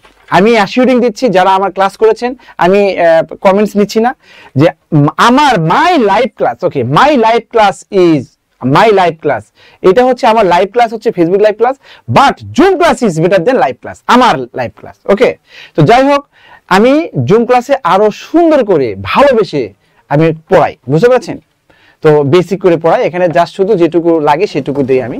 তো থ্যাংক ইউ ভেরি মাচ। ইনশাল্লাহ আমাদের, আমি আবার বলছি, হ্যাঁ মাঝে মাঝে বলে দিচ্ছি, যে আমাদের দেখেন, আমাদের টি শার্ট দেখে বুঝতে পারছেন যে বিদ্যাবাড়িতে এই যে 21শে ফেব্রুয়ারি উপলক্ষে 60% মেগা স্যার। আমি ম্যাথের টিচার হিসেবে বলছি, আপনি একটা জিনিসের দাম যদি 10,000 টাকা হয়, 60% ছাড় মানে কি? 10,000 টাকা মানে 6,000 টাকা বাদ, 4,000 টাকা দিয়ে কিনবেন। তো বিদ্যাবাড়ির ধরেন যে কোনো কোর্স, এখানে প্রাইমারি বলেন, বিসিএস বলেন, এনটিআরসি বলেন, ব্যাংক কোর্স বলেন, ইভেন বিভিন্ন আইটি কোর্স আছে আমাদের, এই কোর্সগুলোতে নির্দিষ্ট পেমেন্ট আছে। এই পেমেন্ট এখন বর্তমানে যে ভর্তি ছিল, এখান থেকে জাস্ট 60% বাদ দিবেন, বাদ দিয়ে যেটুকু আসে তার মানে 40% পে করবেন। বিদ্যাবাড়ির সকল কোর্সে 40% পে করে আপনি ভর্তি হবেন। এটা জাস্ট সীমিত সময়ের জন্য। আপনি যদি ভর্তি হতে চান আজকেই অথবা আগামীকাল, আজকে ফোন দিলে ভালো হয়, আজকে ফোন দিয়ে ইনশিওর করেন যে আমি আগামীকাল ভর্তি হব, আদারওয়াইজ কাল পর্যন্ত হয়তোবা লিমিট থাকতে পারে, বুঝতে পেরেছেন? বাট আমাদের এই মেগা ক্লাসগুলো আমাদের 6 দিন ব্যাপী হবে ইনশাল্লাহ। যে আমাদের কর্তৃপক্ষ জানে যে কতদিন পর্যন্ত ডিসকাউন্ট রাখবে, বাট আমি জানি আজ এবং কার আছে, এরপরে থাকবে কিনা জানি না। তো যাই হোক, আপনারা বিদ্যাবাড়ির সাথে থাকবেন, এটা কিন্তু একটা সুবর্ণ সুযোগ। আপনারা ভর্তি হয়ে থাকতে পারেন, অথবা আপনি 6 দিন পর, 10 দিন পর, 1 মাস পর কোর্স করেন, নো ম্যাটার, বাট ভর্তি হয়ে থাকেন। কারণ এই সুযোগ কিন্তু সীমিত সময়ের জন্য, এই রকম সুযোগ আসবে না। যদি আসে অনেক লেটে আসবে, তখন আপনার হয়তো কোর্স লাগবে না, বুঝতে পারছেন? So connected with Bidyabari. ইনশাল্লাহ আমি আমার ফ্লোরটা আমি আমার বিদ্যাবাড়ির যে বাংলার জাহাজ, হ্যাঁ, তাকে আমি দিয়ে দিচ্ছি। বুঝতে পারছেন কার কথা বলছি? শ্রদ্ধেয় Fuzal sir. Thank you sir. Thank you sir, Sohag sir, অনেক সুন্দর করে স্যার আপনাদেরকে এতক্ষণ পড়িয়েছেন। আমিও পাশে থেকে দেখলাম যে গণিতকে আসলে কতটা সহজ ভাষায় স্যার যখন লাস্ট দুটা গণিত দেখিয়েছে, বিশেষ করে একটা ধারা, এখানে ধারার কোনো সূত্র প্রয়োগ করে নাই, জাস্ট এটা থেকে এটা, এটা থেকে এটা, ডিফারেন্সটা কত, এই একটা সুন্দর সিস্টেম দেখিয়ে আপনাদেরকে উত্তরগুলো করে দিয়েছে। Thank you sir. আচ্ছা ঠিক আছে স্যার, থ্যাংক ইউ। আচ্ছা, আমরা এখন আলোচনা করব বাংলা ভাষা ও সাহিত্য অংশ, অর্থাৎ 2024 সালের প্রথম ধাপের প্রাইমারি নিয়োগ পরীক্ষার বাংলা অংশটুকু নিয়ে। দেখুন, এখানে টোটাল প্রশ্ন ছিল 75টি প্রশ্ন ছিল। তার মধ্যে থেকে প্রথম 21টা প্রশ্নই ছিল বাংলার। আর 21টা প্রশ্নের মধ্যে অধিকাংশ প্রশ্নগুলো ছিল এতটাই সহজ যে যারা মুখস্থ করেছে এদেরকে ছাড়া সবাই পারবে। মুখস্থ কিছু প্রশ্ন আছে যে সরাসরি মুখস্থ দেওয়া যায়, আবার কিছু প্রশ্ন আছে, আচ্ছা, আবার কিছু প্রশ্ন আছে যেটাকে আলোচনা করে বুঝে শুনে এরপরে পড়তে হবে। আচ্ছা, এখন আসুন আমরা যাব হচ্ছে বাংলা অংশ নিয়ে। বাংলা অংশের মধ্যে আমাদের আজকের ক্লাসের বাংলা প্রশ্নগুলো একটু দেখি। আপনারা যারা পারেন, আমি বোঝানোর আগেই, উত্তর দেওয়ার আগে আপনি উত্তর দেওয়ার চেষ্টা করবেন। আপনারা উত্তর দেওয়ার চেষ্টা করবেন আমি উত্তর দেখানোর আগেই। আমি তো উত্তর আলোচনা করব, হালকা আলোচনা করব, যেহেতু আমাদের এখনো ইংরেজি আসল অংশটাই বাকি আছে, সবচেয়ে কঠিন পার্ট যেটা ইংরেজি। হ্যাঁ, ইংরেজি পড়াবে আপনাদেরকে জিহাদ স্যার। অর্থাৎ আমাদের আজকের এই লাইভটির মূল উদ্দেশ্য হচ্ছে যে 21শে ফেব্রুয়ারি 2025 সালের যে ভাষা দিবস, এই ভাষা দিবসকে কেন্দ্র করে বিদ্যাবাড়ির শ্রদ্ধেয় এমডি স্যার, এমআই প্রধান মুকুল স্যার, উনি আপনাদের জন্য সকল কোর্সে 60% ডিসকাউন্ট দিয়েছেন। এই 60% ডিসকাউন্টের বিষয়টি হচ্ছে মেন। দেখুন, এই প্রশ্নের উত্তরটা দেওয়ার চেষ্টা করেন। আচ্ছা, ইমদাদুল হক, থ্যাংক ইউ। আচ্ছা, আসুন আজকে আমরা আলোচনা করব আমাদের বাংলা অংশটুকু। শব্দের ক্ষুদ্রতম অংশকে কি বলা হয়? এটা আমরা ছোট্ট 1 মিনিটে এই জায়গা থেকে যত প্রশ্ন আসুক যেন সবগুলো আমরা উত্তর দিয়ে আসতে পারি। আমরা প্রথমে কি জানি? বর্ণ। বর্ণের আগে কি থাকে? ধ্বনি। ধ্বনি মানে কি? মানুষের মুখ নিঃসৃত আওয়াজ, এটাকে বলে ধ্বনি। ধ্বনিকে লিখে প্রকাশ করলে বলে বর্ণ। কয়েকটা বর্ণ মিলে গঠিত হয় একটা শব্দ, কয়েকটা শব্দ মিলে গঠিত হয় কি একটা বাক্য, আর এক বা একাধিক বাক্য মিলে কি গঠিত হয়? ভাষা, তাই না? এখানে প্রশ্নটা কি বলছে যে শব্দের ক্ষুদ্রতম অংশ কি? শব্দের ক্ষুদ্রতম অংশ এখানে কি লেখা আছে দেখুন তো। ভাব, বর্ণ, পদ, ধ্বনি। ক্ষুদ্রতম মানে কি? এর চেয়ে আর ছোট হতে পারে না। ক্ষুদ্রতম মানেটা কি? এর চেয়ে আর ছোট হতে পারে না। উত্তর দেওয়ার চেষ্টা করবেন, আপনারা কমেন্টে উত্তর দেওয়ার চেষ্টা করবেন। মানে হচ্ছে এই ক্লাসটা হচ্ছে আপনাদের জন্য একটা মিনি মডেল টেস্ট। যারা উত্তর পারেন আগেই দিবেন, যারা না পারেন ওনারা প্রশ্ন আলোচনা করার পর এরপরে দিবেন। আমরা আজকে শিখবো এখান থেকে প্রায় 8 থেকে 10টা প্রশ্ন, কনফিউজিং প্রশ্ন, সবগুলো শিখবো। যদি বলে একেবারে মূল কি, ভাষার মূল হচ্ছে ধ্বনি, বাক্যের মূল হচ্ছে ধ্বনি, শব্দের মূল হচ্ছে ধ্বনি, বর্ণের মূল হচ্ছে ধ্বনি। ধ্বনি ছাড়া আমরা কোনো কিছু প্রকাশ করতে পারি না, এটাকে বলে উপাদান। আর ভাষার উপকরণ হচ্ছে বাক্য, কারণ বাক্য ছাড়া আমরা ভাষা তৈরি করতে পারি না। আবার বাক্যের মূল উপকরণ হচ্ছে শব্দ, শব্দ ছাড়া বাক্য তৈরি করতে পারি না। আবার দেখুন শব্দের মূল উপকরণ হচ্ছে বর্ণ, এক বা একাধিক বর্ণ ছাড়া আমরা একটা শব্দও তৈরি করতে পারি না। এই বর্ণ উচ্চারণ করতে হলে প্রথমে আমাকে উচ্চারণ করতে হলে প্রয়োজন ধ্বনি। তাহলে এখানে আমরা কি পাচ্ছি, শব্দের ক্ষুদ্রতম অংশকে বলে সবচেয়ে ছোট অংশ যেটা, সেটার নাম হচ্ছে কি ধ্বনি। তাহলে শব্দের সবচেয়ে ছোট অংশ যেটা, সেটাকে আমরা কি বলি, ধ্বনি বলি। তাহলে যান দ্বিতীয় অংশ, চাঁদ মুখ এর ব্যাস বাক্য কোনটি? ভাগ্য বলো যেটা বলে নাই কোন সমাস, উপমান না উপমিত নাকি রূপক। এটা নিয়ে বাংলা ব্যাকরণবিদদের মধ্যে ডক্টর মোহাম্মদ শহীদুল্লাহ স্যার একটা বলেছেন, সুনীতি কুমার চট্টোপাধ্যায় স্যার আরেকটা বলেছেন, এনামুল হক স্যার একটা বলেছেন, ভাষাবিদ আব্দুল হাই স্যার একটা বলেছেন। প্রত্যেকেই একজন বলছেন রূপক, একজন বলছেন উপমিত, একজন বলছেন উপমান, এবং তারা প্রত্যেকেই তাদের স্ব মতের পক্ষে যুক্তি দেখিয়েছেন। তাহলে দেখুন চাঁদ মুখ বলতে কি বুঝি? চাঁদ রূপ মুখ, চাঁদ রূপ মুখ, এটা রূপক। আমাদের মুখ কখনো চাঁদ হতে পারে না, আমরা চাঁদের সাথে তুলনা করতে পারলেও এটা কখনো চাঁদ হয় না। প্রশ্নটা আসছে ডক্টর মোহাম্মদ শহীদুল্লাহ সালের অ্যাঙ্গেল থেকে। প্রশ্ন নং 3, চর্যাপদ কোন ছন্দে লেখা? আমরা জানি বাংলা সাহিত্যের কতগুলো ছন্দ আছে, ষড়বৃত্ত, মাত্রাবৃত্ত, অক্ষরবৃত্ত। ষড়বৃত্ত, মাত্রাবৃত্ত, অক্ষরবৃত্ত।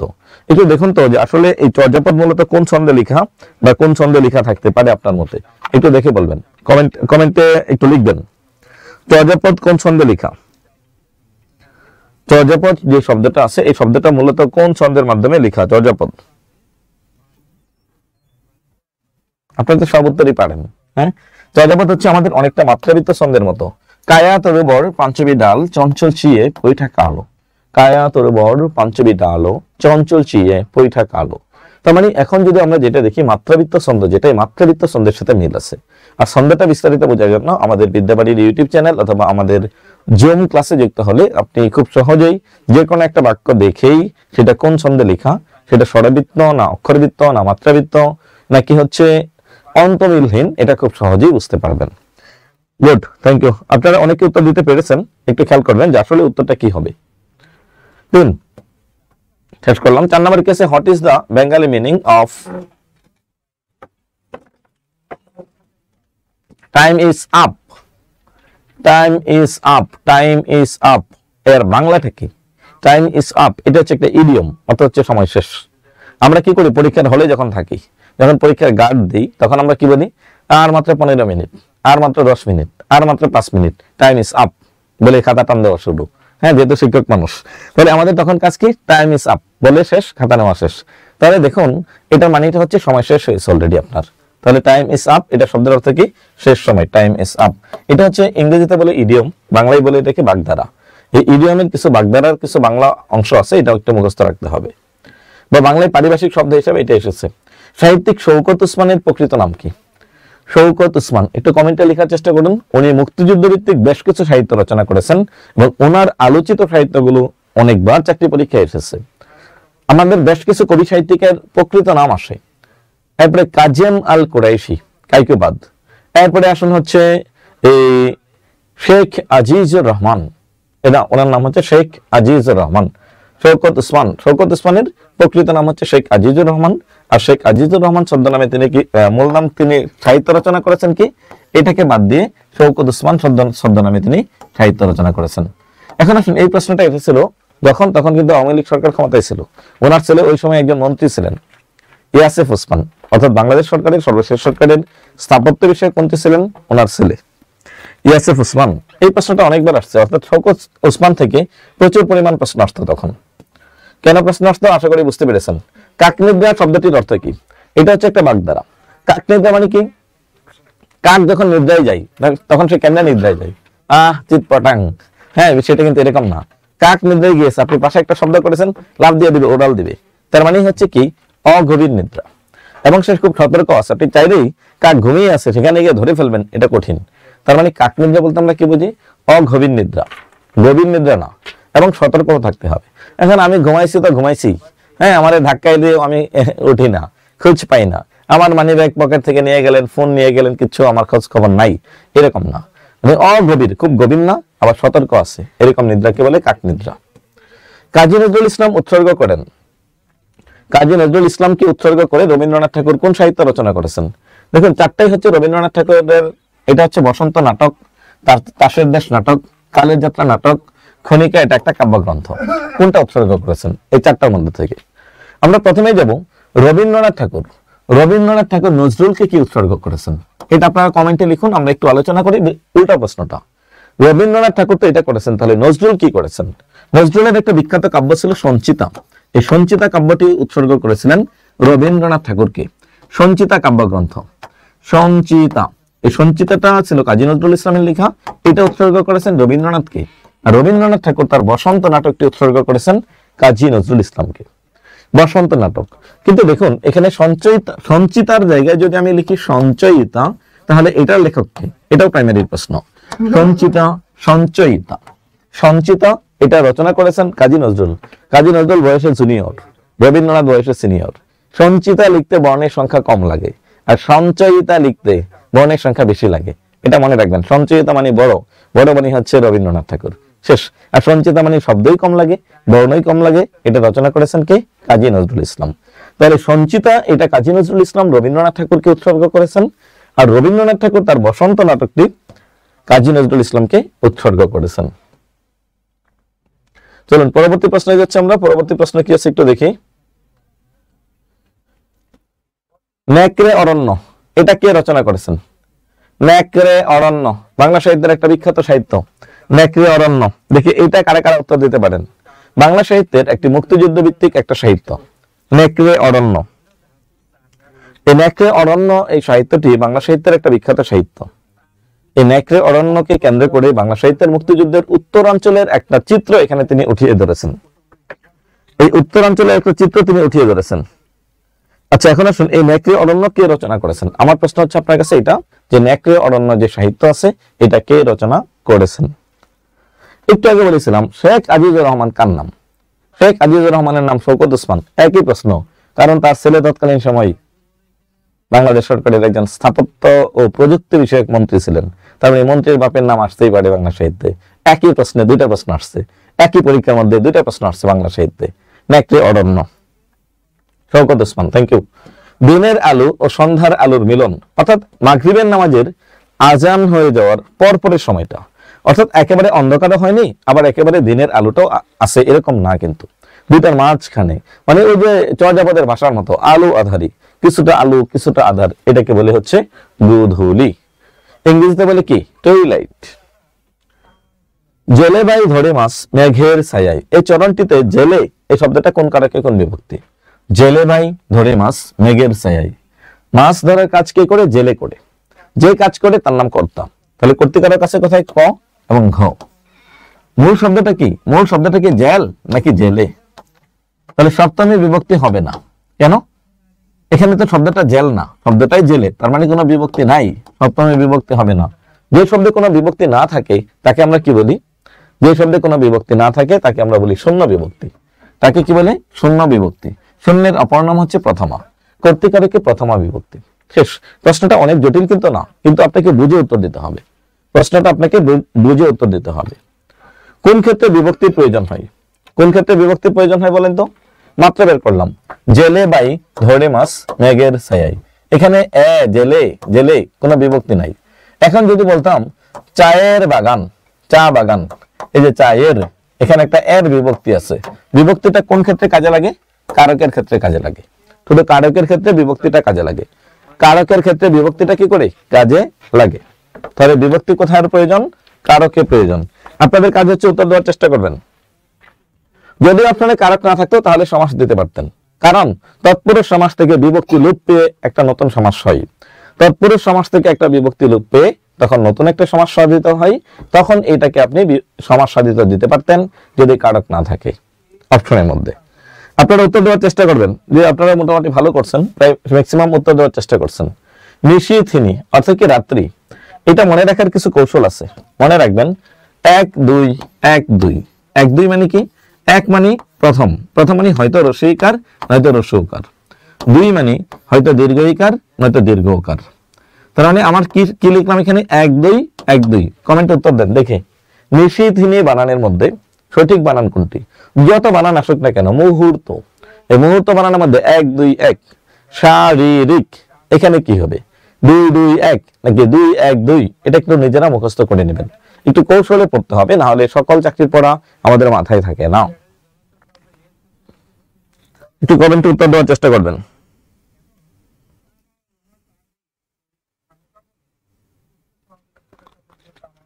নিশিথিনী, গুড।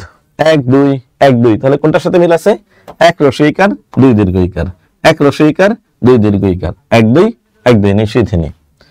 এরপরে আসুন 69-এর গণ অভ্যুত্থানের প্রেক্ষাপটে আমাদের কবি শামসুর রহমান একটা বিখ্যাত কবিতা রচনা করেছিলেন, তার নাম কি? আসাদের ষাট। এই আসাদের ষাট কবিতার রচয়িতা হচ্ছে আমাদের শামসুর রহমান। কেন? তিনি বাংলা সাহিত্যের মুক্তিযুদ্ধ, ভাষা আন্দোলন এবং জাতীয়তাবাদ ভিত্তিক অনেকগুলো কবিতা রচনা করেছেন। তুমি আসবে বলে হে স্বাধীনতা, সখিনা বিবির কপাল ভাঙলো, স্বাধীনতা তুমি। এরপরে রচনা করেছিলেন বর্ণমালা আমার দুঃখিনী বর্ণমালা, বর্ণমালা আমার দুঃখিনী বর্ণমালা।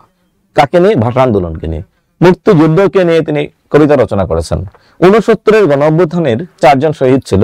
20 জানুয়ারি 1969 সাল যখন ঢাকা বিশ্ববিদ্যালয়ের ছাত্র আসাদকে পাকিস্তান পুলিশ গুলি করে হত্যা করে, তার ঠিক ও পরের দিন সকালবেলায় তিনি এই কবিতাটি পত্রিকায় প্রকাশ করেন, আসাদের ষাট। তিনি কবিতাটি লিখেন আসাদের ষাট। এরপর আমরা দেখতে পাই তিনি পরবর্তীতে প্রতিক্রিয়া স্বরূপ যখন 24 জানুয়ারিতে মতিউর মারা গেল, 15ই ফেব্রুয়ারিতে সার্জেন্ট জহুরুল হক মারা গেল, এরপরে 18ই ফেব্রুয়ারিতে শামসুর জুহা স্যার মারা গেলেন, তখন তিনি আবার কবিতা লিখতে বসলে ব্রিটিশ সরকার ওনার কলমকে ধরে দিলেন, আটকে দিলেন, তিনি আর লিখতে পারলেন না তখন। মানে এই আসাদের ষাট কবিতাটি বাংলা সাহিত্যের গুরুত্বপূর্ণ একটি কবিতা। এরপরে আসলে হচ্ছে অর্বাচীন শব্দের বিপরীত শব্দ কোনটি? দেখুন, অর্বাচীন মানে হচ্ছে নবীন। অর্বাচীন শব্দের বাংলা কি? নবীন। এই শব্দটা একটা কাজ করবেন, আমি যখন সবসময় ক্লাসে একটা কথা বলি, যখনই দেখবেন বিপরীত শব্দ আসছে তখন আপনাকে আগে জানতে হবে যে এর বিপরীত যেহেতু বলছে তাহলে এর সমার্থক শব্দটা কি। সমার্থক শব্দ যদি আপনি জানতে পারেন তাহলে খুব ইজিলি, খুব সহজেই আপনি এটার বিপরীত শব্দটার উত্তর লিখতে পারবেন। সমার্থক শব্দটা আগে জানতে হবে। অর্বাচীনের বিপরীত কি আপনার মতে?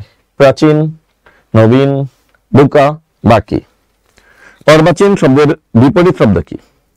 অর্বাচীন মানে কি? নবীন নাকি প্রাচীন?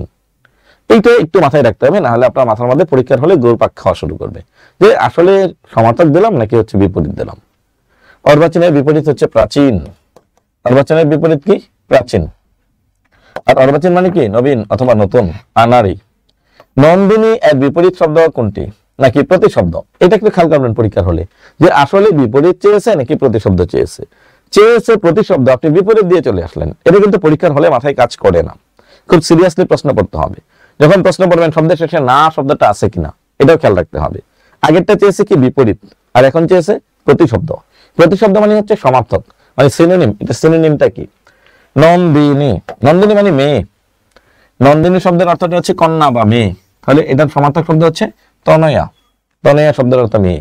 আত্মজা, তনয়া, হ্যাঁ, মেয়ে ছেলে। ছেলে মানে ছেলে, আর এটা সমার্থক শব্দ যখন বলবো মেয়ে ছেলে, তার মানে শুধু মেয়ে। মেয়ে ছেলে মানে হচ্ছে শুধু মেয়ে। আচ্ছা, এখন আসুন এরপরে যাবেন হচ্ছে মীর মশাররফ হোসেনের জন্মস্থান কোথায়? মীর মশাররফ হোসেন বাংলা সাহিত্যের মুসলিম ঔপন্যাসিকদের মধ্যে প্রথম উপন্যাস লিখছেন। মুসলিম নাট্যকারদের মধ্যে তিনি প্রথম নাটক লিখছেন। বাংলা সাহিত্যের বসন্ত কুমারী, বিষাদ সিন্ধু, উদাসীন প্রতীকের মনের কথা, জীবন এর মতো বিখ্যাত সাহিত্য রচনা করেছেন এই মীর মশাররফ হোসেন। কুষ্টিয়া জেলার লাহিনীপাড়া গ্রামে তিনি জন্মগ্রহণ করেছেন। কুষ্টিয়া জেলার লাহিনীপাড়া গ্রামে তিনি জন্মগ্রহণ করেছেন মীর মশাররফ হোসেন। নিচের কোনটি মৌলিক শব্দ? মৌলিক মানে কি? যাকে ভাঙ্গা বা বিশ্লেষণ করা যায় না। দেখুন, একটা শব্দ আমি বারবার আমার প্রত্যেকটা ক্লাসে বলে থাকি, সেটা হচ্ছে এই 9-10-এর বোর্ড বই, মানে পুরাতন কপি মনির চৌধুরী স্যারের বইটা পড়বেন। 2024 সালে এসেও একটা বইয়ের প্রশ্ন কিন্তু এখানে নতুন বোর্ড বই থেকে করা হয়নি। এই প্রশ্নটা হুবহু বই থেকে করা, যে ওখানে লিখাই আছে মাত্র 4টা শব্দ, গোলাপ, নাক, লাল, তিন, 4টা শব্দ লিখে পড়বে। মৌলিক শব্দ কোনটি? যাকে ভাঙ্গা বা বিশ্লেষণ করা যায় না তার নাম হচ্ছে মৌলিক। ধাতু যোগ স্ন ধাতব, মনোযোগ স্ন মানব, এক যোগ অঙ্ক একাঙ্ক। শব্দকে সবগুলোকে ভাঙা যায়, কিন্তু গোলাপ শব্দটাকে ভাঙা যায় না। গোলাপ শব্দটাকে ভাঙা যায় না, এজন্য এটাকে বলে হচ্ছে মৌলিক শব্দ। এজন্য আপনাকে বোর্ড বই পড়ার এবং এর কোনো বিকল্প নেই। আর আমাদের বিদ্যাবাড়ির লেকচার শিট বাংলাকে সাজানো হয়েছে 9-10 এর পুরাতন বোর্ড বই এর আদলেই। বা গাড়ম্বর শব্দের সন্ধি বিচ্ছেদ কি? যদি কোনো শব্দের মাঝখানে দেখেন বর্গীয় তৃতীয় বর্ণ উঠিয়ে দিবেন, তাহলে প্রথমে থেকে বা, এরপরে কি থাকে আ রম বর। বর্গীয় তৃতীয় বর্ণ যদি কোনো শব্দে থাকে, ওই বর্গীয় তৃতীয় বর্ণের প্রথম বর্ণ বসাবেন। গ বর্গের প্রথম বর্ণ কি? ক। হয়ে গেল। কিন্তু দেখুন, বাক যোগ অম্বর, বাক যোগ আড়ম্বর, বাক যোগ আড়ম্বর। এখন এখানে আ মানে একটা স্বরধ্বনি দেয়া আছে, এটা যে ব্যঞ্জন সন্ধি এটা বোঝানোর জন্য প্রথম অংশের শেষ বর্ণের নিচে একটা হসন্ত চিহ্ন দিতে হবে। বাক যোগ আড়ম্বর সমান সমান বাগা রম্বর। সবকটা জানালা খুলে দাও না, এটা কার গান? এটা আমি বলবো না। সবকটা জানালা খুলে দাও না। এর আগে গত বিসিএস আমরা একটা প্রশ্ন দেখেছিলাম, ওমন রমজানের ওই রোজার শেষে এলো খুশির ঈদ, প্রাণীর বান্ধব বুড়ি হলাম তোর কারণে, শেখ ওয়াহিদ। গাড়ি চলে না চলে না চলে না রে, শাহ আব্দুল করিম। এরপরে মন আমার দেহ গড়ি সন্ধান করি, লোকে বলে বলে রে ঘর বাড়ি ভালো না আমার, ঘরের চাবি আমার ঘরের চাবি পরের হাতে। এই গানগুলো বিভিন্ন সময় বিভিন্ন চাকরি পরীক্ষায় এসেছে।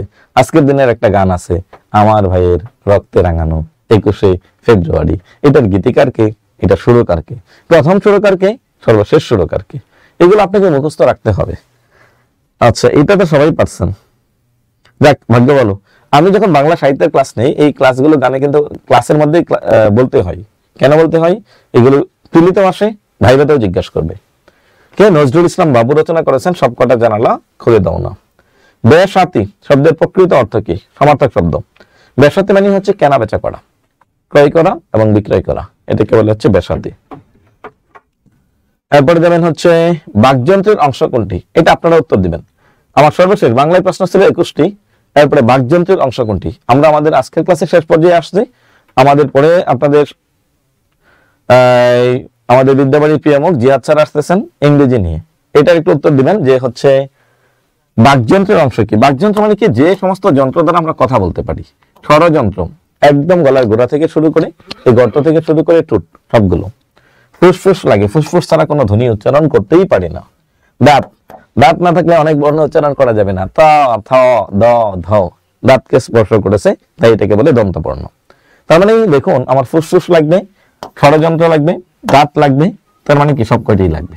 শেষ। এই ছিল আমাদের আজকের ক্লাসের আলোচনার বিষয়। এতক্ষণ বাংলা ক্লাস করার পর আপনার কি অবস্থা, কি মনে হলো? তবে প্রিয় শিক্ষার্থীবৃন্দ, এখানে একটা কথা বলে রাখি যে আমরা আসলে এই যে লাইভ ক্লাসগুলো যেভাবে নেই, আমাদের মূল ক্লাসের মধ্যে এবং লাইভ ক্লাসের মধ্যে খুব বেশি কোনো ডিফারেন্স আমরা করি না। আর এতক্ষণ আমরা ছিলাম আমাদের বিদ্যাবাড়ির সৌজন্যে ভাষার মাস ফেব্রুয়ারি মাস, মাতৃভাষা দিবস 2025 সালের 21শে ফেব্রুয়ারিকে উদ্দেশ্য করে আমাদের শ্রদ্ধেয় এমডি স্যার আপনাদের জন্য সকল কোর্সে 60% ডিসকাউন্ট দেওয়ার ব্যবস্থা করে দিয়েছেন জাস্ট 2 দিনের জন্য। যারা যে কোনো কোর্সে ভর্তি হতে চাইলে আপনাকে এই 2 দিনের মধ্যে আমাদের স্ক্রিনে দেওয়া যে কোনো নাম্বারে অথবা হচ্ছে কমেন্ট করলেই আমাদের সাথে যুক্ত হতে পারবেন। ঠিক আছে, তাহলে সবাইকে ধন্যবাদ জানিয়ে আমি আমার ক্লাস শেষ করছি। ডেকে নিচ্ছি আমাদের জিহাদ স্যারকে। জিহাদ স্যার, জিহাদ স্যার আশা করি আপনাদেরকে ইংরেজিটা খুব সুন্দর এবং চমকপ্রদ উপায়ে আলোচনা করবেন। অসংখ্য ধন্যবাদ আমাদের স্যারকে এবং আপনাদের সবাইকে আমরা আমাদের আজকের এই ক্লাসে স্বাগত জানাচ্ছি। আমি আমার এই পার্টটুকুতে। সো আই থিঙ্ক আপনারা প্রত্যেকে ভালো আছেন। সো আমি এখানে অনেক কিছু আলোচনা করব, কারণ যেহেতু এখানে প্রাইমারির আমরা প্রিভিয়াস ইয়ারের যে প্রশ্নগুলো অর্থাৎ প্রথম ধাপে আসা যে প্রশ্নগুলো আছে, আমরা এই জিনিসগুলো এখানে যেহেতু আলোচনা করব। সো আমি এখানে আপনারা যদি চান বেসিক্যালি ইংরেজির ক্ষেত্রে বা মানে চাকরির প্রিপারেশনের ক্ষেত্রে আমি পুরো যে স্লটটা আছে এটাকে 2টি ভাগে ভাগ করেছি। দ্য ফার্স্ট থিং ইজ মুখস্থ part and another one is understanding part. So আমি এখানে যে প্রশ্নগুলো মুখস্থ পার্টের আমি সেই জিনিসগুলো মানে খুব দ্রুত সলভ করব, কিন্তু যেগুলো বুঝানোর বা আন্ডারস্ট্যান্ডিং পার্টের সেই জিনিসগুলো আমি এখানে খুব ভালো করে আপনাদেরকে বুঝানোর ট্রাই করব এবং শেষে আবার ক্লাসের বা আজকের আলোচনার শেষ পর্বে আপনারা কোন কোন জিনিসগুলো নিয়ে একটু নিজেদেরকে একটু গোছাবেন, আমি সেই জিনিসগুলো নিয়ে একটু কথা বলবার ট্রাই করবো ইনশাআল্লাহ। সো আই থিঙ্ক আপনারা সবাই ভালো আছেন এবং সবাই কাইন্ডলি ক্লাসটা শেয়ার এবং মেনশন করে দিবেন, ঠিক আছে? কারণ আমি কিন্তু আপনাদের অডিয়েন্সের উপরে বেস করে আমি অনেক কিছু আলোচনা করব বা করবো, এটা নির্ভর করবে। So first thing, what type of noun is kindness? এখানে বলা হয়েছে যে কাইন্ডনেস এই যে তথ্যটা আছে, হ্যাঁ কাইন্ডনেস এই যে তথ্যটা আছে এটা কোন নাউন, ঠিক আছে? সো বেসিক্যালি এই যে নাউন নামক যে টপিকটা আছে, আমি এখানে দুই রকমের কথা আপনাদেরকে অ্যানসার করব। এই যে নাউন, নাউন এবং প্রোনাউন খুবই গুরুত্বপূর্ণ একটা টপিক আপনাদের জন্য। সো এই টপিকটি থেকে একেবারে প্রতি বছরই প্রশ্ন আসতে দেখা যায়, আর এখান থেকে বেসিক্যালি প্রশ্নটা এভাবে আসে যে একটা ওয়ার্ড বা একটা নাউন দিয়ে বলবে বা একটা ওয়ার্ড দিয়ে বলবে এটা কোন নাউন, এটা কি কমন নাউন, এটা কি কারেক্টিভ নাউন, এটা কি প্রপার নাউন, নাকি এটা প্রোনাউন। এইভাবে আপনাদের এখান থেকে প্রশ্ন আসতে দেখা যায়। তাহলে এখানে বলা হয়েছে যে এটা কি কি ধরনের নাউন আপনারা জানেন। What is proper noun? Proper noun that means হলো ভাই যে ওয়ার্ড দ্বারা কোনো কিছুর একটি মাত্র নাম বোঝানো হয় তাকে বলা হয় প্রপার নাউন। যে ওয়ার্ড দ্বারা কোনো কিছুর একটি মাত্র নাম বোঝানো হয় তাকে বলা হয় প্রপার নাউন। দ্যাট মিন্স হলো আমি যদি বলি রহিম, ধরেন আমি বললাম রহিম, আমি বললাম ঢাকা, আমি বললাম বাংলাদেশ। দেখেন আমি এখানে তিনটি জিনিস আপাত দৃষ্টিতে লিখেছি। এই যে দেখেন রহিম বলতে একটা ছেলের নামকেই বুঝায়, ঢাকা বলতে একটা জায়গাকেই বুঝায়, বাংলাদেশ বলতে এখানে একটা জায়গাকেই বুঝায়। অর্থাৎ প্রপার নাউন দ্যাট মিন্স হলো যে ওয়ার্ড দ্বারা কোনো কিছুর একটি মাত্র নাম বোঝানো হয় তাকে বলা হয় প্রপার নাউন। নাম্বার 2 দেখেন common noun. What is common noun? Common noun মানে হলো ভাই যে ওয়ার্ড দ্বারা কোনো কিছুর এক জাতীয় বা সমজাতীয় সবাই কি বুঝায় তাকে বলা হয় কমন নাউন। মানে দ্যাট মিন্স এটা দ্বারা ওই জাতটাকে মিন করা হয়, দ্যাট মিন্স কি দেখেন আমি যদি বলি ব্যাংক, পৃথিবীর যে কোনো ব্যাংক হতে পারে। আমি যদি বলি সিটি, দুনিয়ার যে কোনো শহর হতে পারে। আমি যদি বলি বয়, দুনিয়ার যে কোনো বালক হতে পারে। আমি যদি বলি গার্ল, পৃথিবীর যে কোনো মেয়ে হতে পারে, ঠিক আছে? আমি যদি বলি প্যারেন্ট, পৃথিবীর যে কোনো বাপ মা হতে পারে। আমি যদি বলি স্টুডেন্ট, দুনিয়ার যে কোনো শিক্ষার্থী হতে পারে, ঠিক আছে? আমি যদি বলি বার্ড, পৃথিবীর যে কোনো পাখি হতে পারে, ঠিক আছে? So common noun that means হলো এটা এমন একটা ইনগ্রেডিয়েন্টস একটা দ্বারা ওই জাতটাকে আপনি কি করতে পারবেন, মিন করতে পারবেন, সেটা হলো কমন নাউন। সো আমরা এটা প্রপার নাউন না কমন নাউন আমরা একটু কেটে দিলাম না। তারপর আসেন ম্যাটেরিয়াল নাউন কি? আমরা জানি ভাই যে ওয়ার্ড দ্বারা কোনো বস্তুর নাম বোঝানো হয়, কিসের নাম বোঝানো হয়? যে ওয়ার্ড দ্বারা কোনো বস্তুর নাম বোঝানো হয় তাকে বেসিক্যালি বলা হয় ম্যাটেরিয়াল নাউন। দ্যাট মিন্স হলো ধরুন আমি বললাম কি, আমরা সয়েল, দেখেন সয়েল একটা বস্তুর নাম, অয়েল একটা বস্তুর নাম, স্যান্ড একটা বস্তুর নাম, ঠিক আছে? উড একটা বস্তুর নাম। অর্থাৎ তারপরে আয়রন, সিলভার, ঠিক আছে? Air, oxygen, milk, water. So material noun that means হলো যে ওয়ার্ড দ্বারা কোনো বস্তুর নাম বোঝানো হয় তাকে বলা হয় কি নাউন? Material noun. সেটা কেটে দিলাম। তাহলে আমাদের থাকলো কি অ্যাবস্ট্রাক্ট নাউন।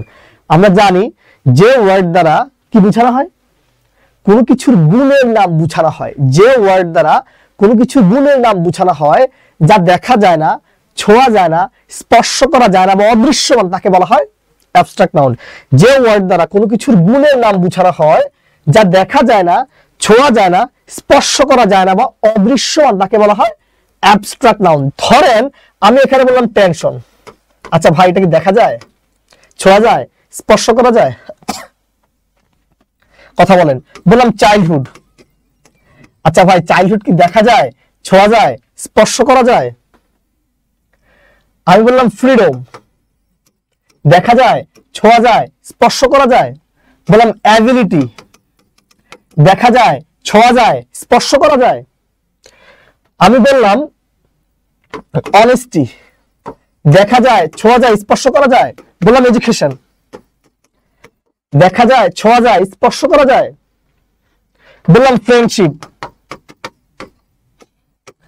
দেখা যায়, ছোঁয়া যায়, স্পর্শ করা যায়? সো আমার এখানকার মেইন স্পিরিটটা হলো যে আমি আছি আলহামদুলিল্লাহ ভালো।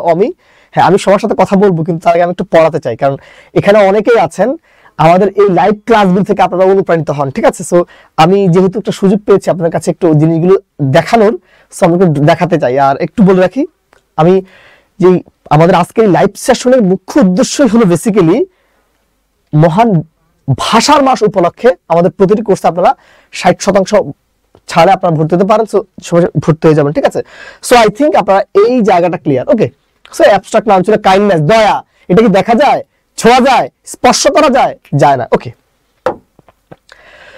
ওকে, আমরা যদি পরবর্তী প্রশ্ন একটু দেখাতে চাই, এখানে একটু দেখুন। ফার্স্ট থিং বলছে অ্যান অর্ডিন্যান্স। আপনারা জানেন বাংলাদেশের সংবিধানের এই 93 আর্টিকেল অনুসারে রাষ্ট্রপতি মুখে যে আইনটা জারি করে সেটা হলো অধ্যাদেশ, ঠিক আছে। অর্থাৎ রাষ্ট্রপতি অধ্যাদেশ জারি করতে পারে। সো অ্যান অর্ডিন্যান্স, এই অর্ডিন্যান্স কথার অর্থ মানে অধ্যাদেশ। এটা একটা আইন, এটা রাষ্ট্রপতি জারিকৃত আইনকে বলা হয় অধ্যাদেশ, যা আমাদের সংবিধানের 93 আর্টিকেলে বলা আছে, ঠিক আছে। 93 আর্টিকেলে এখানে বলা আছে। সো আমি এটা যেহেতু বুঝানোর কোনো কিছু নেই, সাধারণ জ্ঞান টাইপ বা মুখস্থ টাইপ প্রশ্ন, সো আমি এখানে টাইমটা আমরা কম ব্যয় করব, ঠিক আছে। হ্যাঁ, সবাই কাইন্ডলি ক্লাসে শেয়ার এবং একটু মেনশন করে দিবেন। আপনারা প্রত্যেকে ক্লাসটি শেয়ার এবং একটু মেনশন করে দিবেন, ঠিক আছে, কারণ আপনাদের উপস্থিতিটা খুব জরুরি আমার আলোচনার ক্ষেত্রে। ওকে, নেক্সট। সো আমরা একটু এখানে একটু দেখি। এখানে বলা হয়েছে রেসপন্ড। এই যে রেসপন্ড নামক যে তথ্যটা আছে, এটা কোন পার্টিসিপিয়েন্ট স্পিচ ওনারা জানতে চেয়েছেন। রেসপন্ড।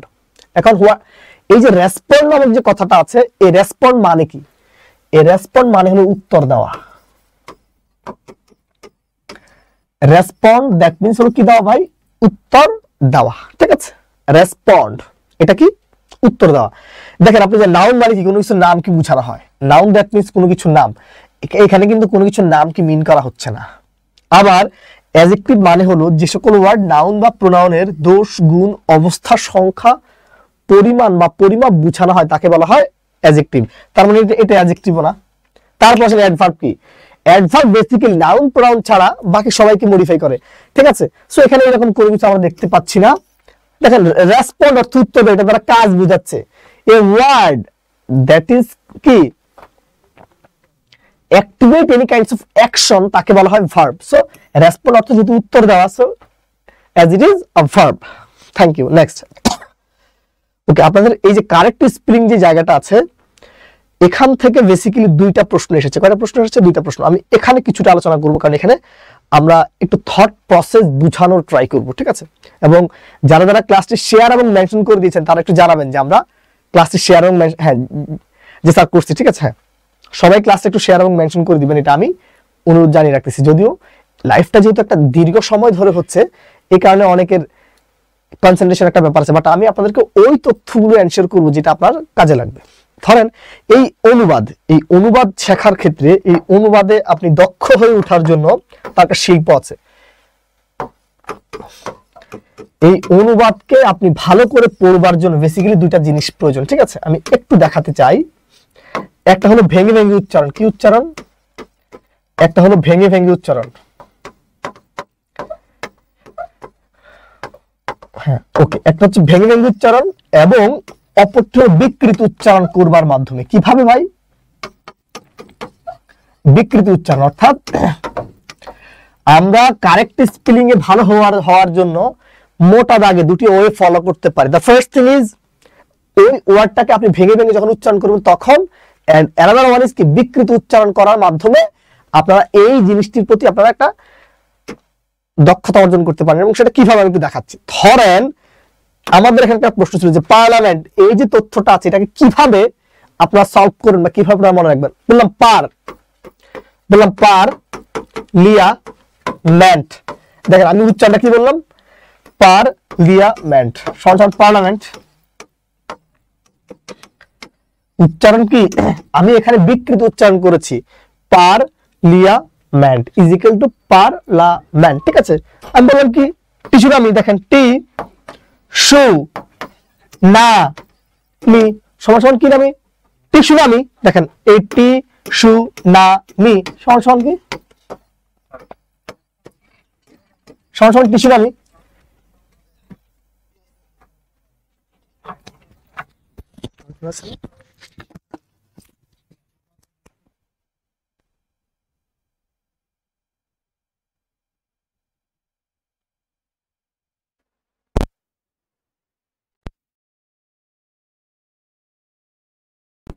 ল্যান নি আম, কি বললাম ভাই?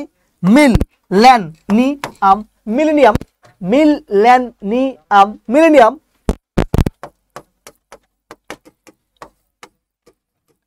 অর্থাৎ আপনারা যে কোনো বড় বড় ওয়ার্ডকে এইভাবে ভেঙে ভেঙে ভেঙে ভেঙে আপনারা উচ্চারণ করার মাধ্যমে মনে রাখতে পারেন। ঠিক আছে, আমি চাইলে আরো কিছু ওয়ার্ড একটু দেখিয়ে দিতে পারি। ধরেন আমি এখানে বললাম পিসি চলো যাই, পিসি চলো যাই সমান সমান সাইকোলজি, পিসি চলো যাই সমান সমান কি সাইকোলজি, পিসি চলো যাই সমান সমান কি সাইকোলজি। আমরা কি বলতে পারি এখানে, বললাম সাকসেসফুল, কি বলতে পারি ভাই, বললাম সাকসেসফুল, সাকসেসফুল, সাকসেসফুল, সাকসেসফুল। কথা কি বুঝতে পারছেন? সো আই থিঙ্ক আপনারা এই জায়গাটা প্রত্যেকে অ্যাড্রেস করতে পেরেছেন। এক্ষেত্রে অ্যাপ্লিকেশন জানাটা হলো জরুরি, অ্যাপ্লিকেশন জানাটা হলো জরুরি। ওকে, সো আমাদের এখানে কি চেয়েছে একটু ভেঙে নিব। পার, পি আর লাগবে, পার এল আই এ লাগবে, হ্যাঁ নাই, লিয়া নাই, পার লিয়া নাই, দেখেছেন কি বলছি, পার লিয়ামেন্ট, পার লিয়ামেন্ট, কোশ্চেন নাই রে। Okay next. So I think আপনারা প্রত্যেকে এই জায়গাটা ক্লিয়ার। যদি আমরা এই প্রশ্নটি একটু সলভ করাতে চাই, দেখেন হি হ্যাড আ ড্যাশ, আমরা বলি না ওনার মাথা ব্যথা বলি না, এই মাথা ব্যথা দ্যাট মিনস হলো ব্যাড হেডেক। ঠিক আছে, সো এখানে আমরা আমার মনে হয় আপনাদের টাইম অপচয় করবার কোনো দরকার নাই, এটা একটু মোটামুটি শব্দের অর্থটা জানলে আপনারা এটা অ্যান্সার করতে পারবেন। ঠিক আছে, he had a bad headache. ঠিক আছে, ব্যাড হেডেক দ্যাট মিনস হলো মাথা ব্যথা আর কি, ব্যাড হেডেক দ্যাট মিনস মাথা ব্যথা, সরি। ওকে, আমি আগেই বলছি আমরা বেসিক্যালি আলোচনা করব কোথায়, যেগুলো আন্ডারস্ট্যান্ডিং, যেখানে আপনার সমস্যা হতে পারে, যেটা আপনার বুঝার উপকরণ আছে, আমি সেখানে আলোচনা করব। সো আমরা এই প্রশ্নটিকে একটু আমরা সাইনোপসিস করব এবং পাশাপাশি এটার ডিটেল আলোচনা করবার ট্রাই করব। দেখেন তো এটা কি হতে পারে, এবং এই জিনিসগুলো কিন্তু আসে, এগুলোই কিন্তু বারবার আসে, শুধু একবার না, এই অর্নামেন্টগুলো থেকে প্রশ্ন কিন্তু বারবার এসে থাকে। কথা কি বুঝতে পেরেছেন? ধরেন একটা ওয়ার্ড কখন সিম্পল হতে পারে, দেখেন একটা ওয়ার্ড সিম্পল হওয়ার জন্য, একটা ওয়ার্ড সিম্পল হওয়ার জন্য দুইটা সাইন প্রয়োজন, একটা মাত্র ফাইনাইট ভার্ব লাগে, মানে একটা ফাইনাইট ভার্ব থাকতে হয়, ফাইনাইট ভার্বে একটি প্রয়োজন। নাম্বার 2, ক্লজ মার্কার এবং কনজাংশন থাকে না, ক্লজ মার্কার এবং কনজাংশন থাকে না। ঠিক আছে, থাকে না। দেখেন এখানে যদি একটা ক্লজ মার্কার আছে, সো এটা সিম্পল না, আবার কম্পাউন্ড হওয়ার শর্ত কি, কনজাংশন লাগে, কনজাংশন, কনজাংশন। দেখেন এখানে কিন্তু কনজাংশন নাই, এখানে কনজাংশন কিন্তু নাই, নেগেটিভ, বাক্যটা কিন্তু নেগেটিভ না, সো এটা কমপ্লেক্স, সো এটা কি একটা কমপ্লেক্স। এখন একটা সেন্টেন্স কিভাবে কমপ্লেক্স হতে পারে একটু সেটা একটু আমরা আলোচনা করব। একটা লিখেন তাহলে, কমপ্লেক্স জানার উপায়, কমপ্লেক্স জানার উপায়, কমপ্লেক্স জানার উপায়। কমপ্লেক্সটা আসলে কিভাবে চিনবেন? এক, দুটি ফাইনাইট ভার্ব থাকে, প্রথমত হলো দুটি ফাইনাইট ভার্ব থাকে, এন্ড নাম্বার 2 হলো অবশ্যই ক্লজ মার্কার থাকে।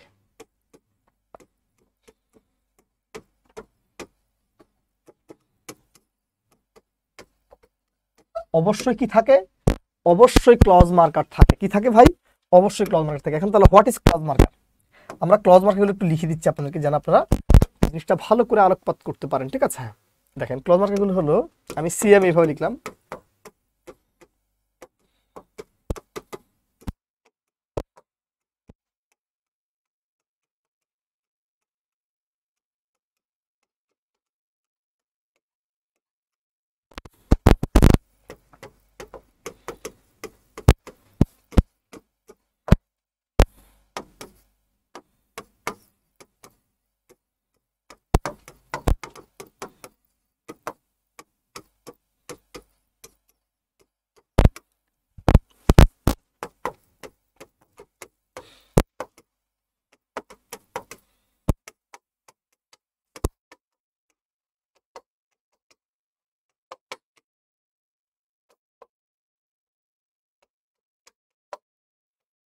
এই যে হয়ে গেল। জাস্ট ক্লজ মার্কারগুলো মনে রাখবে না, কিছুই প্রয়োজন নাই। ঠিক আছে, সো এই যে জিনিসগুলো আছে, এই জিনিসের অ্যাপ্লিকেশনটা যখন আপনি জানবেন, ক্লজ মার্কার এখান থেকে শুধু প্রাইমারি না, এখান থেকে বিসিএস প্রিলিমিনারি পরীক্ষাতেও কি, আমাদের প্রতিটি প্রিলিমিনারি পরীক্ষায় এখান থেকে 1 মার্ক এসে থাকে। তাহলে আমি আবার একটু বলছি, একটা বাক্য কখন কমপ্লেক্স আমরা কিভাবে বুঝবো? একটা সেন্টেন্স কমপ্লেক্স হওয়ার জন্য দুটি শর্ত লাগে। প্রথমত দুটি ফাইনাইট ভার্ব প্রয়োজন, এন্ড অ্যানাদার ওয়ান ইজ কি, definitely a clause marker must have a need. ঠিক আছে, সো এখানে আমার এই ক্লজ মার্কারগুলো কি, এগুলো একটু মনে রাখা লাগবে। As, since, because, though, although, even though, if, unless, till, until, in case, lest, so that, that, in order that এবং সকল প্রকার ডাব্লিউএইচ ওয়ার্ড। অর্থাৎ যদি কখনো আপনারা কোনো একটা সেন্টেন্সে এই তথ্যগুলো পান বা এই ক্লজ মার্কারগুলো পান, ওই বাক্যটা কি হবে, অবশ্যই ডেফিনেটলি কি হতে হবে, ডেফিনেটলি ওই সেন্টেন্সটা কমপ্লেক্স সেন্টেন্স হবে। সো দেখুন এখানে যেহেতু ইফ কথাটা ছিল, যেহেতু ইফ আছে, আর কিছু দেখা লাগবে? যেহেতু এখানে ইফ কথাটা আছে, আর তো কিছু দেখার প্রয়োজন নাই। ওকে, সো আই থিঙ্ক আপনার এই জায়গাটা ক্লিয়ার। নেক্সট প্রশ্নটি সবাই সলভ করবেন। ওকে, আমরা যদি এখানে একটু দেখাতে চাই,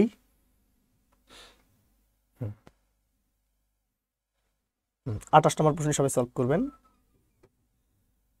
দেখেন বলছে ক্যাট স্লিপ মানে বিড়ালের ঘুম। ক্যাট স্লিপ কথার অর্থ কি? বিড়ালের ঘুম। এটা কি হতে পারে? ক্যাট স্লিপ কথাটার মানে হলো বিড়ালের ঘুম। আর আসলে এখানে আদতে কিন্তু বিড়াল কি ঘুমাইতে পারে নাকি? বিড়াল ঘুমাইতে পারে আমরা জানি, কিন্তু এখানে এই প্রবাদ প্রবচন বা আমাদের ইডিয়মস অফ ফ্রেজের মধ্যে একটা জিনিসের ক্ষেত্রে আপাত দৃষ্টিতে মনে হবে দেখলে একরকম, কিন্তু এটার একটা হিডেন মিনিং থাকে। এই জিনিসের কি থাকে? একটা হিডেন মিনিং থাকে। ঠিক আছে, সো এই ক্যাট স্লিপ কথাটার অর্থ হলো ঘুমের ভান করা। ঘুমের ভান করা কি করা ভাই? ঘুমের ভান করা। ঠিক আছে, সো স্লিপ অ্যাট নাইট, রাতে ঘুমানো না, ফ্রিকুয়েন্টলি না, এবং ডিসমিসও না, ঘুমের ভান করে থাকা। ঠিক আছে, ঘুমের ভান করে থাকা, দ্যাট মিনস হলো ক্যাট স্লিপ। ওকে, সো এখানে বলছে, দেখেন এখানে কি বলছে, সাইনিজরি। এখানে কি বলা হচ্ছে? সাইনিজরি, এটা একটা ওয়ার্ড, সাইনার্জি। ওকে, সাইনার্জি।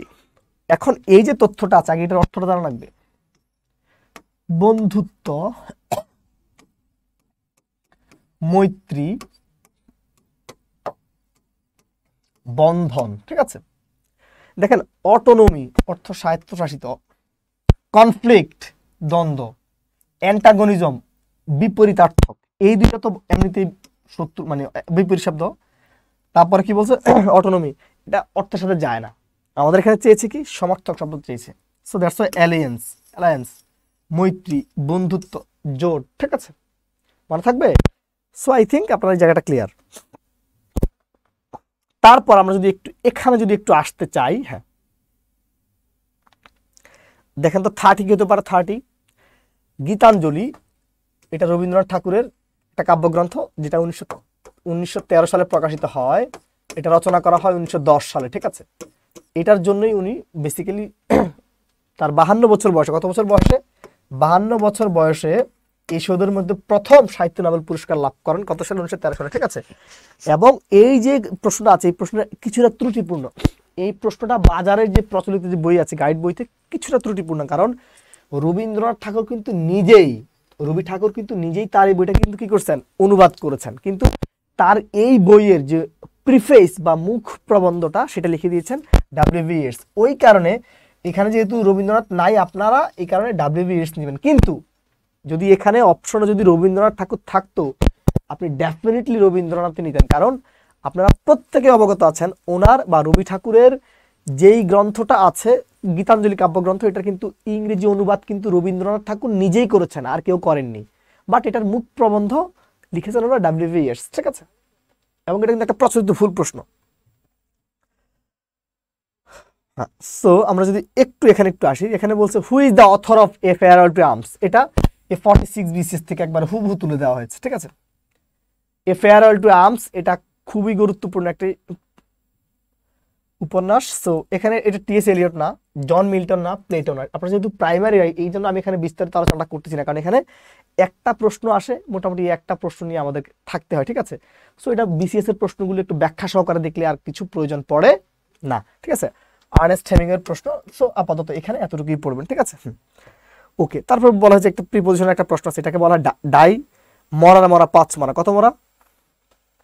মরার মরা 5 মারা। যদি আমরা এই বাক্যটা একটু সলভ করতে চাই, দেখেন তো এটা কি হতে পারে, এই প্রশ্নটির অ্যান্সার কি হতে পারে একটু দেখেন তো।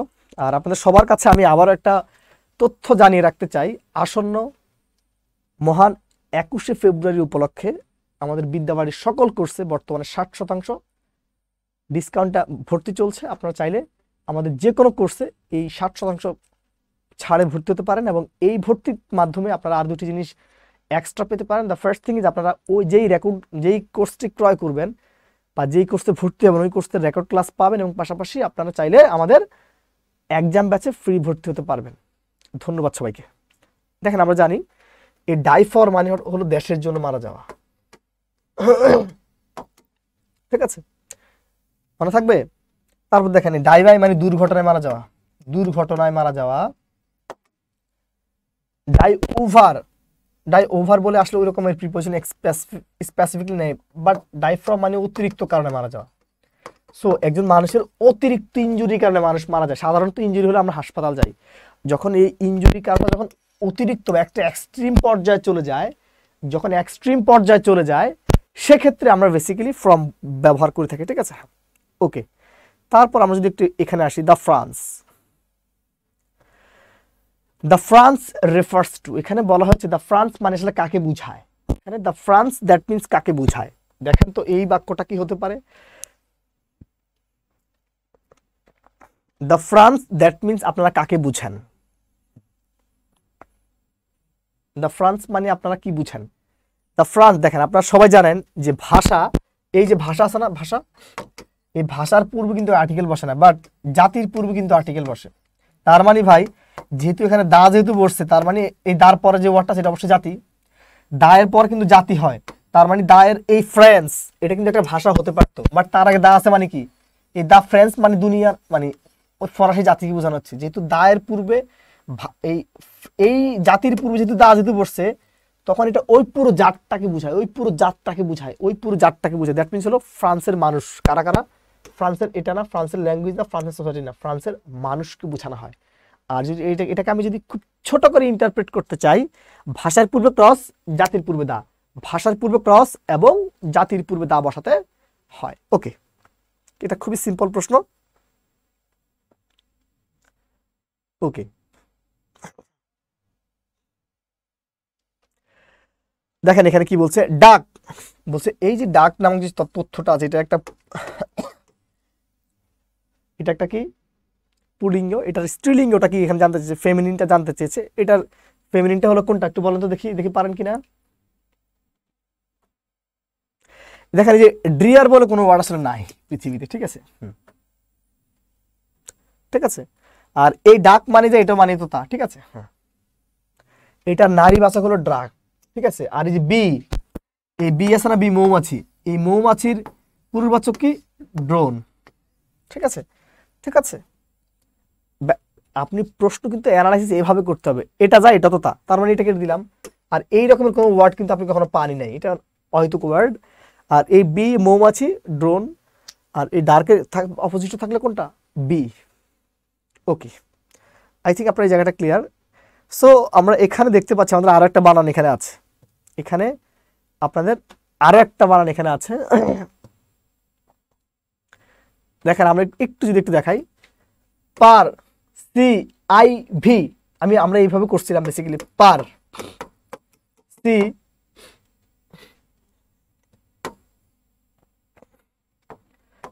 CIV, perceive.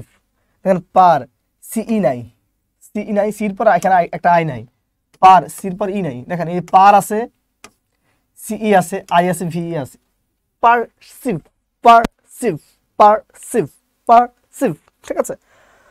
সো এইভাবে আপনাদের হলো অনুবাদটা করবার ক্ষেত্রে আপনারা কি করবেন, এটাকে একটু ভেঙে ভেঙে নেবেন, একটু ভেঙে ভেঙে অনুবাদ করলে সেই জিনিসটা আপনারা কি মনে রাখতে পারবেন, ঠিক আছে। এবং এটার জন্য আপনারা প্রচুর পরিমাণ প্র্যাকটিস করতে হবে। যে কোনো বই থেকে বা আমাদের লেকচার শিট আছে, সেখানে বিগত বছরের যে প্রশ্নগুলো আছে সেই প্রশ্নগুলো, বা আমার একটা স্লাইড আছে, আমি সেখানে আপনাদের জন্য আরও কিছু টেকনিক অ্যাড করেছি, 200টার মতো প্রশ্ন। এই জিনিসগুলো থেকেই মোটামুটি আর প্রয়োজন পড়ে না। নেক্সট বলা হচ্ছে, a drowning man catches dash straw. দেখুন তো এটা কি হতে পারে, প্রত্যেকে দেখেন তো ভাই এটা কি হতে পারে। A drowning man catches at a straw, দেখেন এই যে ক্যাচেস অ্যাট স্ট্র, এই পুরোটা এটা একটা ফ্রেজ, ঠিক আছে।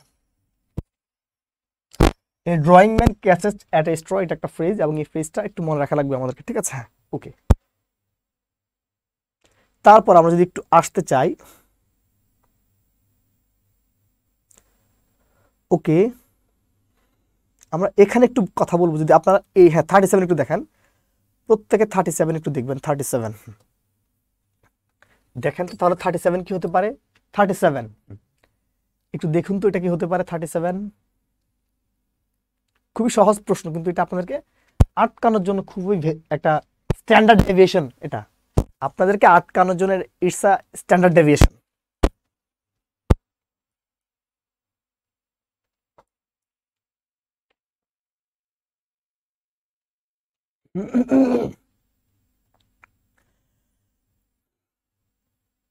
ওকে, আমি এটা একটু পড়ানোর পূর্বে একটু বুঝাতে চাই। দেখেন একটু, এই যে ইফ, ইফ এবং ইনকেজের মধ্যে একটু পার্থক্য আছে।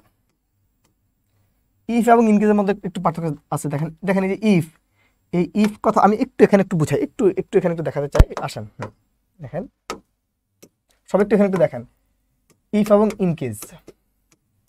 এখানে এই যে ইফ আছে না, ইফ, ইফ কথাটার অর্থ হলো যদি।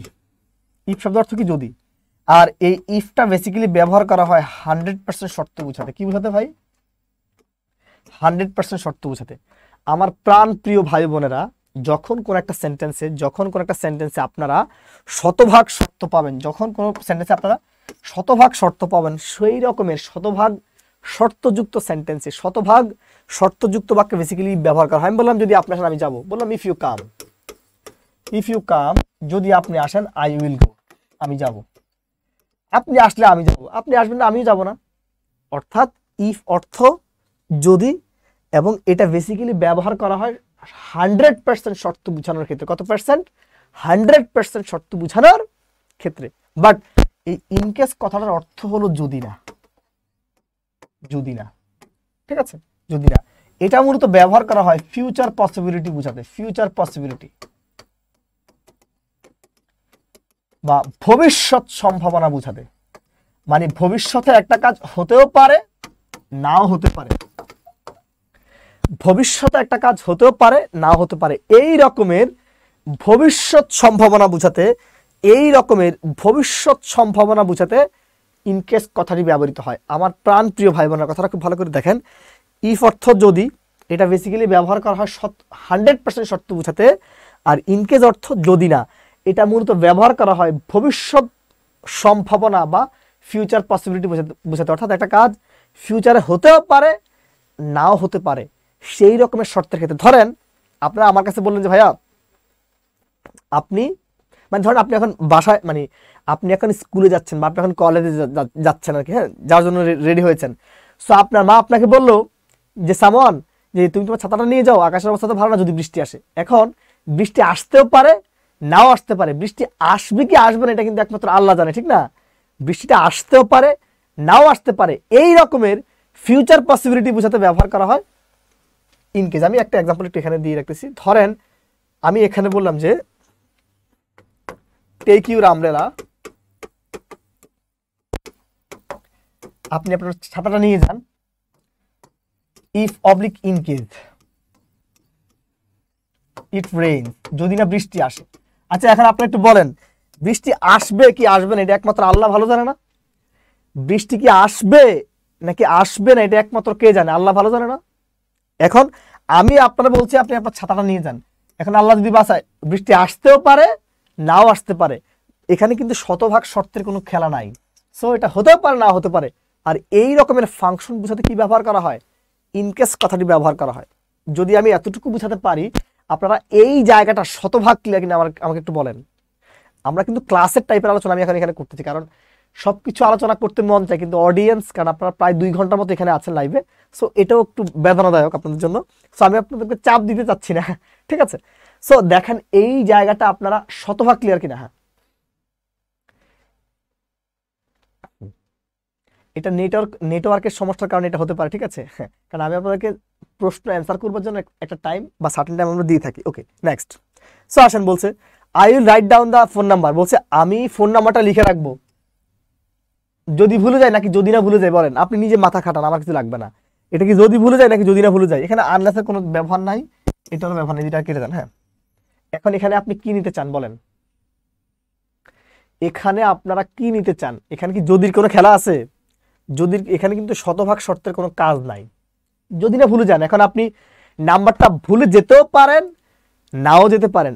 আপনি নাম্বার ভুলে যেতেও পারেন, নাও যেতে পারেন, সেটা একমাত্র আল্লাহ জানে, ঠিক আছে? এটা হলো ভবিষ্যৎ সম্ভাবনার কথা। সো এখানে কি হবে? এটা ওকে। বলছে ব্রুশিয়ার, এই যে কথাটা আছে, এই যে ব্রুশিয়ার কথা আছে, এই ব্রুশিয়ার কথার অর্থ হলো বই বা পুস্তক। চিনেন? বই বা পুস্তক বা পুস্তিকা, ঠিক আছে? ওপেনিং মানে খোলা, ব্যুরো মানে সংস্থা, সেন্সর মানে ঐক্যমত্য, পাম্পলেট মানে পুস্তিকা, পাম্পলেট মানে হলো পুস্তিকা। হ্যাঁ হ্যাঁ, লাইভ মোটামুটি আমাদের এই মাসটা হবে, ঠিক আছে? কিন্তু ছাড় কিন্তু আজকে আর আগামীকালকে পর্যন্ত থাকবে। সো যারা যারা ভর্তি হতে চান তারা কাইন্ডলি অচিরেই ভর্তি হয়ে যান, ঠিক আছে? কি বলছি ভাই? ব্রোশিয়ার কথার অর্থ হলো পাম্পলেট বা পুস্তিকা। এটা আপনারা নিজের অর্থ দেখে নেবেন। বলা হয়েছে যে salt of life stand for. বলছে সল্ট অফ লাইফ মানে জীবনের লবণ। দেখেন, এই যে বাগধারাটা আছে, এই যে বাগধারাটা আছে, এটা দেখে মনে হতে পারে, এই যে বাগধারাটা আছে এটা দেখে মনে হতে পারে ভাই এটা তো মনে হচ্ছে কি, এই তথ্যটা মনে হচ্ছে কি, এটা আপনার মনে হতে পারে এটা হায় হায় লবণের জীবন। না, এই সল্ট অফ লাইফ কথাটা মানে আমাদের এটাকে কি বলা হয়, ইডিয়মস অফ ফ্রেজের ক্ষেত্রে, এই জিনিসের ক্ষেত্রে এটা দেখতে একরকম, বাট এটা একটা সারফেস মিনিং বা একটা হিডেন মিনিং থাকে। আপনার কাছে আপাত দৃষ্টিতে মনে হবে এটা একরকম, ঠিক আছে? কিন্তু সল্ট অফ লাইফ কথাটার মানে হলো, সল্ট অফ লাইফ কথাটার মানে হলো ভ্যালুয়েবল থিংস। ভ্যালুয়েবল থিংস কি things? Valuable things. And last one is আমরা আরো কিছু প্রশ্ন আছে 40 আমি এখানে বিস্তারিত আলোচনা করব, কারণ আমি আগেই বলছিলাম যেই প্রশ্নগুলো হচ্ছে আপনাদের মুখস্থ পার্ট বা মেমোরাইজিং পার্ট, আমি ওই জিনিসগুলো শুধু অ্যান্সার বলে যাব, কিন্তু যেটা বুঝানোর আন্ডারস্ট্যান্ডিং পার্ট আমি ওই জায়গাটা আপনাদেরকে একেবারে ধরে ধরে ধরে ধরে আমরা আলোচনা করব। হ্যাঁ, এই প্রশ্নটি সলভ করবেন সবাই। এবং আপনারা জেনে থাকবেন যে আমি এই জিনিসগুলো ক্লাসে আমরা কত সুবিন্যস্তভাবে আলোচনা করি, ঠিক আছে? আর প্রাইমারির প্রশ্ন কিন্তু খুব ইজি হয়। প্রাইমারির প্রশ্ন কিন্তু অন্যান্য চাকরির পরীক্ষার তুলনায় খুব ইজি হয়। আপনি দেখেন ইংরেজি প্রশ্ন কিন্তু এগুলো প্রতিটা প্রশ্ন খুবই সহজ। ওকে, বলা হয় যে হয়েছে সিঙ্গুলার। ওকে, নিচে কোনটা সিঙ্গুলার আমি একটু এখানে দেখাই। যদি কখনো কোনো ওয়ার্ডের শেষে ভাই ইউএম থাকে, কি থাকে? ইউএম। যদি কখনো কোনো ওয়ার্ডের শেষে ইউএম থাকে, তাকে প্লুরাল করতে হলে এই ইউএমটাকে কেটে দিয়ে এ লিখতে হয়। যেমন এখানে কি ছিল? এখানে একটা তো না, দেখেন তখন বললাম মিডিয়াম, MEDIUM, মিডিয়াম। এই মিডিয়াম থেকে ইউএমটা ছিল না, এটাকে কেটে দিলাম, এই কেটে দিলে এ লিখলে মিডিয়া হয়ে যায়, তার মানে এটা হলো প্লুরাল। ধরেন ছিল ডাটাম, ছিল কি ডাটাম, এখান থেকে ইউএমটা কেটে দিলাম, আমি কেটে দিয়ে এ বসাই দিলাম, এখানে কি হয়ে যায়? ডাটা হয়ে যায়। ছিল এজেন্ডাম, এখানে ইউএম আছে না, কেটে দিয়ে এ বসালে কি হয়ে যায়? এজেন্ডা হয়ে যায়, তার মানে এটাও প্লুরাল এটাও প্লুরাল, ঠিক আছে? এখন এটা কেন সিঙ্গুলার মনে হলো? এটা হলো কৌশল, বাট এটা মনে হলো কেন? আমরা জানি কোনো ওয়ার্ডের শেষে যদি ভাই আইএস থাকে, কোনো ওয়ার্ডের শেষে যদি আইএস থাকে, তাকে প্লুরাল করতে হলে এটাকে কেটে দিয়ে ইএস লিখতে হয়। কোনো ওয়ার্ডের শেষে যদি আইএস থাকে, তাকে প্লুরাল করতে হলে এটাকে কেটে দিয়ে আইএস লিখতে হয়। যেমন বেসিস, আইএস আছে না, প্লুরাল কিভাবে করবেন? BAS, এই আইএস এর পরিবর্তে কি হবে? ES, basis. এই হাইপোথিসিস, এটা কেটে দিয়ে কি হবে? ইএস, হাইপোথিসিস তো প্লুরাল। সো আই থিঙ্ক আপনারা প্রত্যেকে এই জায়গাটা ক্লিয়ার, ঠিক আছে? Next, and this is our final question to you. This is our final question to you, ঠিক আছে? এবং আমি এই প্রশ্নটি সলভ করার পূর্বে আপনাদেরকে আবারও যে তথ্যটি জানিয়ে রাখতে চাই, মহান ভাষা দিবস উপলক্ষে, মহান আন্তর্জাতিক মাতৃভাষা দিবস উপলক্ষে বিদ্যাবাড়ির প্রতিটি কোর্সে 60% ছাড় চলছে। আপনারা চাইলে অচিরেই আমাদের এই কোর্সগুলোতে ভর্তি হতে পারেন, এবং এই কোর্সগুলোতে ভর্তি হওয়ার ফলে আপনারা চাইলে যেই কোর্সে ভর্তি হবেন ওই কোর্সের রেকর্ড ক্লাসের পাশাপাশি আমাদের এক্সাম ব্যাচে ভর্তি, মানে ফ্রিতে এক্সাম ব্যাচে ভর্তি হতে পারবেন। ওকে, আমরা জানি ভাই যদি কখনো কোনো বাক্যে সিন্স বা ফর থাকে, কি থাকে, হ্যাঁ, যদি কখনো কোনো বাক্যে সিন্স বা ফর থাকে ওই বাক্যটি প্রেজেন্ট পারফেক্ট কন্টিনিউয়াস টেন্স হয়। কোন টেন্স হয় ভাই? প্রেজেন্ট পারফেক্ট কন্টিনিউয়াস টেন্স হয়। সেক্ষেত্রে এই সিন্স বা ফর থাকলে বাক্যটা কি হয়? প্রেজেন্ট পারফেক্ট কন্টিনিউয়াস টেন্স হয়। বাট কিছু কিছু ওয়ার্ড আছে যে সকল ওয়ার্ডের কন্টিনিউয়াস ফর্ম নেই, কিছু কিছু ওয়ার্ড আছে যে সকল ওয়ার্ডের কি নেই? কন্টিনিউয়াস ফর্ম নেই। ওই ওয়ার্ডগুলোর ক্ষেত্রে প্রেজেন্ট পারফেক্ট টেন্স অ্যান্সার করতে হয়। কোন tense? Present perfect tense answer করতে হয়। সো আসেন, এখানে যেহেতু সিন্স কথাটা পেয়েছেন, দরকার হলো প্রেজেন্ট পারফেক্ট। দেখেন এখানে কি হ্যাজের পর বি3 আছে? নাই। এটা তো হ্যাড তো পাস্ট টেন্স, এটাও নাই। দেখেন, সো অ্যান্সার হলো কোনটা? ডি। যদি আমি এতটুকু বুঝাতে পারি আপনাদের সবার কাছে আমাদের এই পুরো আয়োজনটা কেমন লেগেছে একটু জানাবেন, এবং আপনারা প্রত্যেকে অবগত আছেন যে আমাদের এই মহান ভাষার মাস উপলক্ষে আমাদের বিদ্যাবাড়ির যে প্রতিটি কোর্স আছে, আমরা সেই প্রতিটি কোর্সে 60% ছাড় চলছে। আপনারা যারা যারা ভর্তি হতে চান আমি একটু দেখাই। যারা প্রথমবারেই আসন্ন প্রাইমারির যে প্রস্তুতিটা সম্পন্ন করতে চান তারা আমাদের কোর্স, এই প্রাইমারি কোর্সে ভর্তি হতে পারেন, প্রাইমারি অ্যাডভান্স কেয়ার লাইভে ভর্তি হতে পারেন, নিবন্ধনের প্রিলিমিনারি কোর্সে ভর্তি হতে পারেন, 11 থেকে 20 গ্রেডের যে কোর্সগুলো আছে সেগুলোতে ভর্তি হতে পারেন, 47 যেটা একেবারে খুবই অতি সন্নিকটে আছে এই কোর্সগুলোতে ভর্তি হতে পারেন। অ্যান্ড ফাইনালি যারা এখন সেকেন্ড ইয়ার বা থার্ড ইয়ারে আছেন, বা যারা you are B BCS cadre, আপনি চাইলে কি অবশ্যই কি আমাদের 48-এর অ্যাডভান্স প্রিলিমিনারি এবং রিটেন ব্যাচে ভর্তি হতে পারেন। এবং যারা যারা ব্যাংকার হতে চান, যে I one be a banker in future, so আপনি চাইলে আমাদের ব্যাংকের যে কোর্স আছে সেই কোর্সে ভর্তি হতে পারেন। এবং আপনারা আজকের যে আয়োজনটি আছে বা মহান ভাষা দিবস উপলক্ষে আমাদের বিদ্যাবাড়ির পক্ষ থেকে আপনাদের সকল চাকরি পরীক্ষার্থীদের জন্য 60% ছাড়ে ভর্তি চলছে।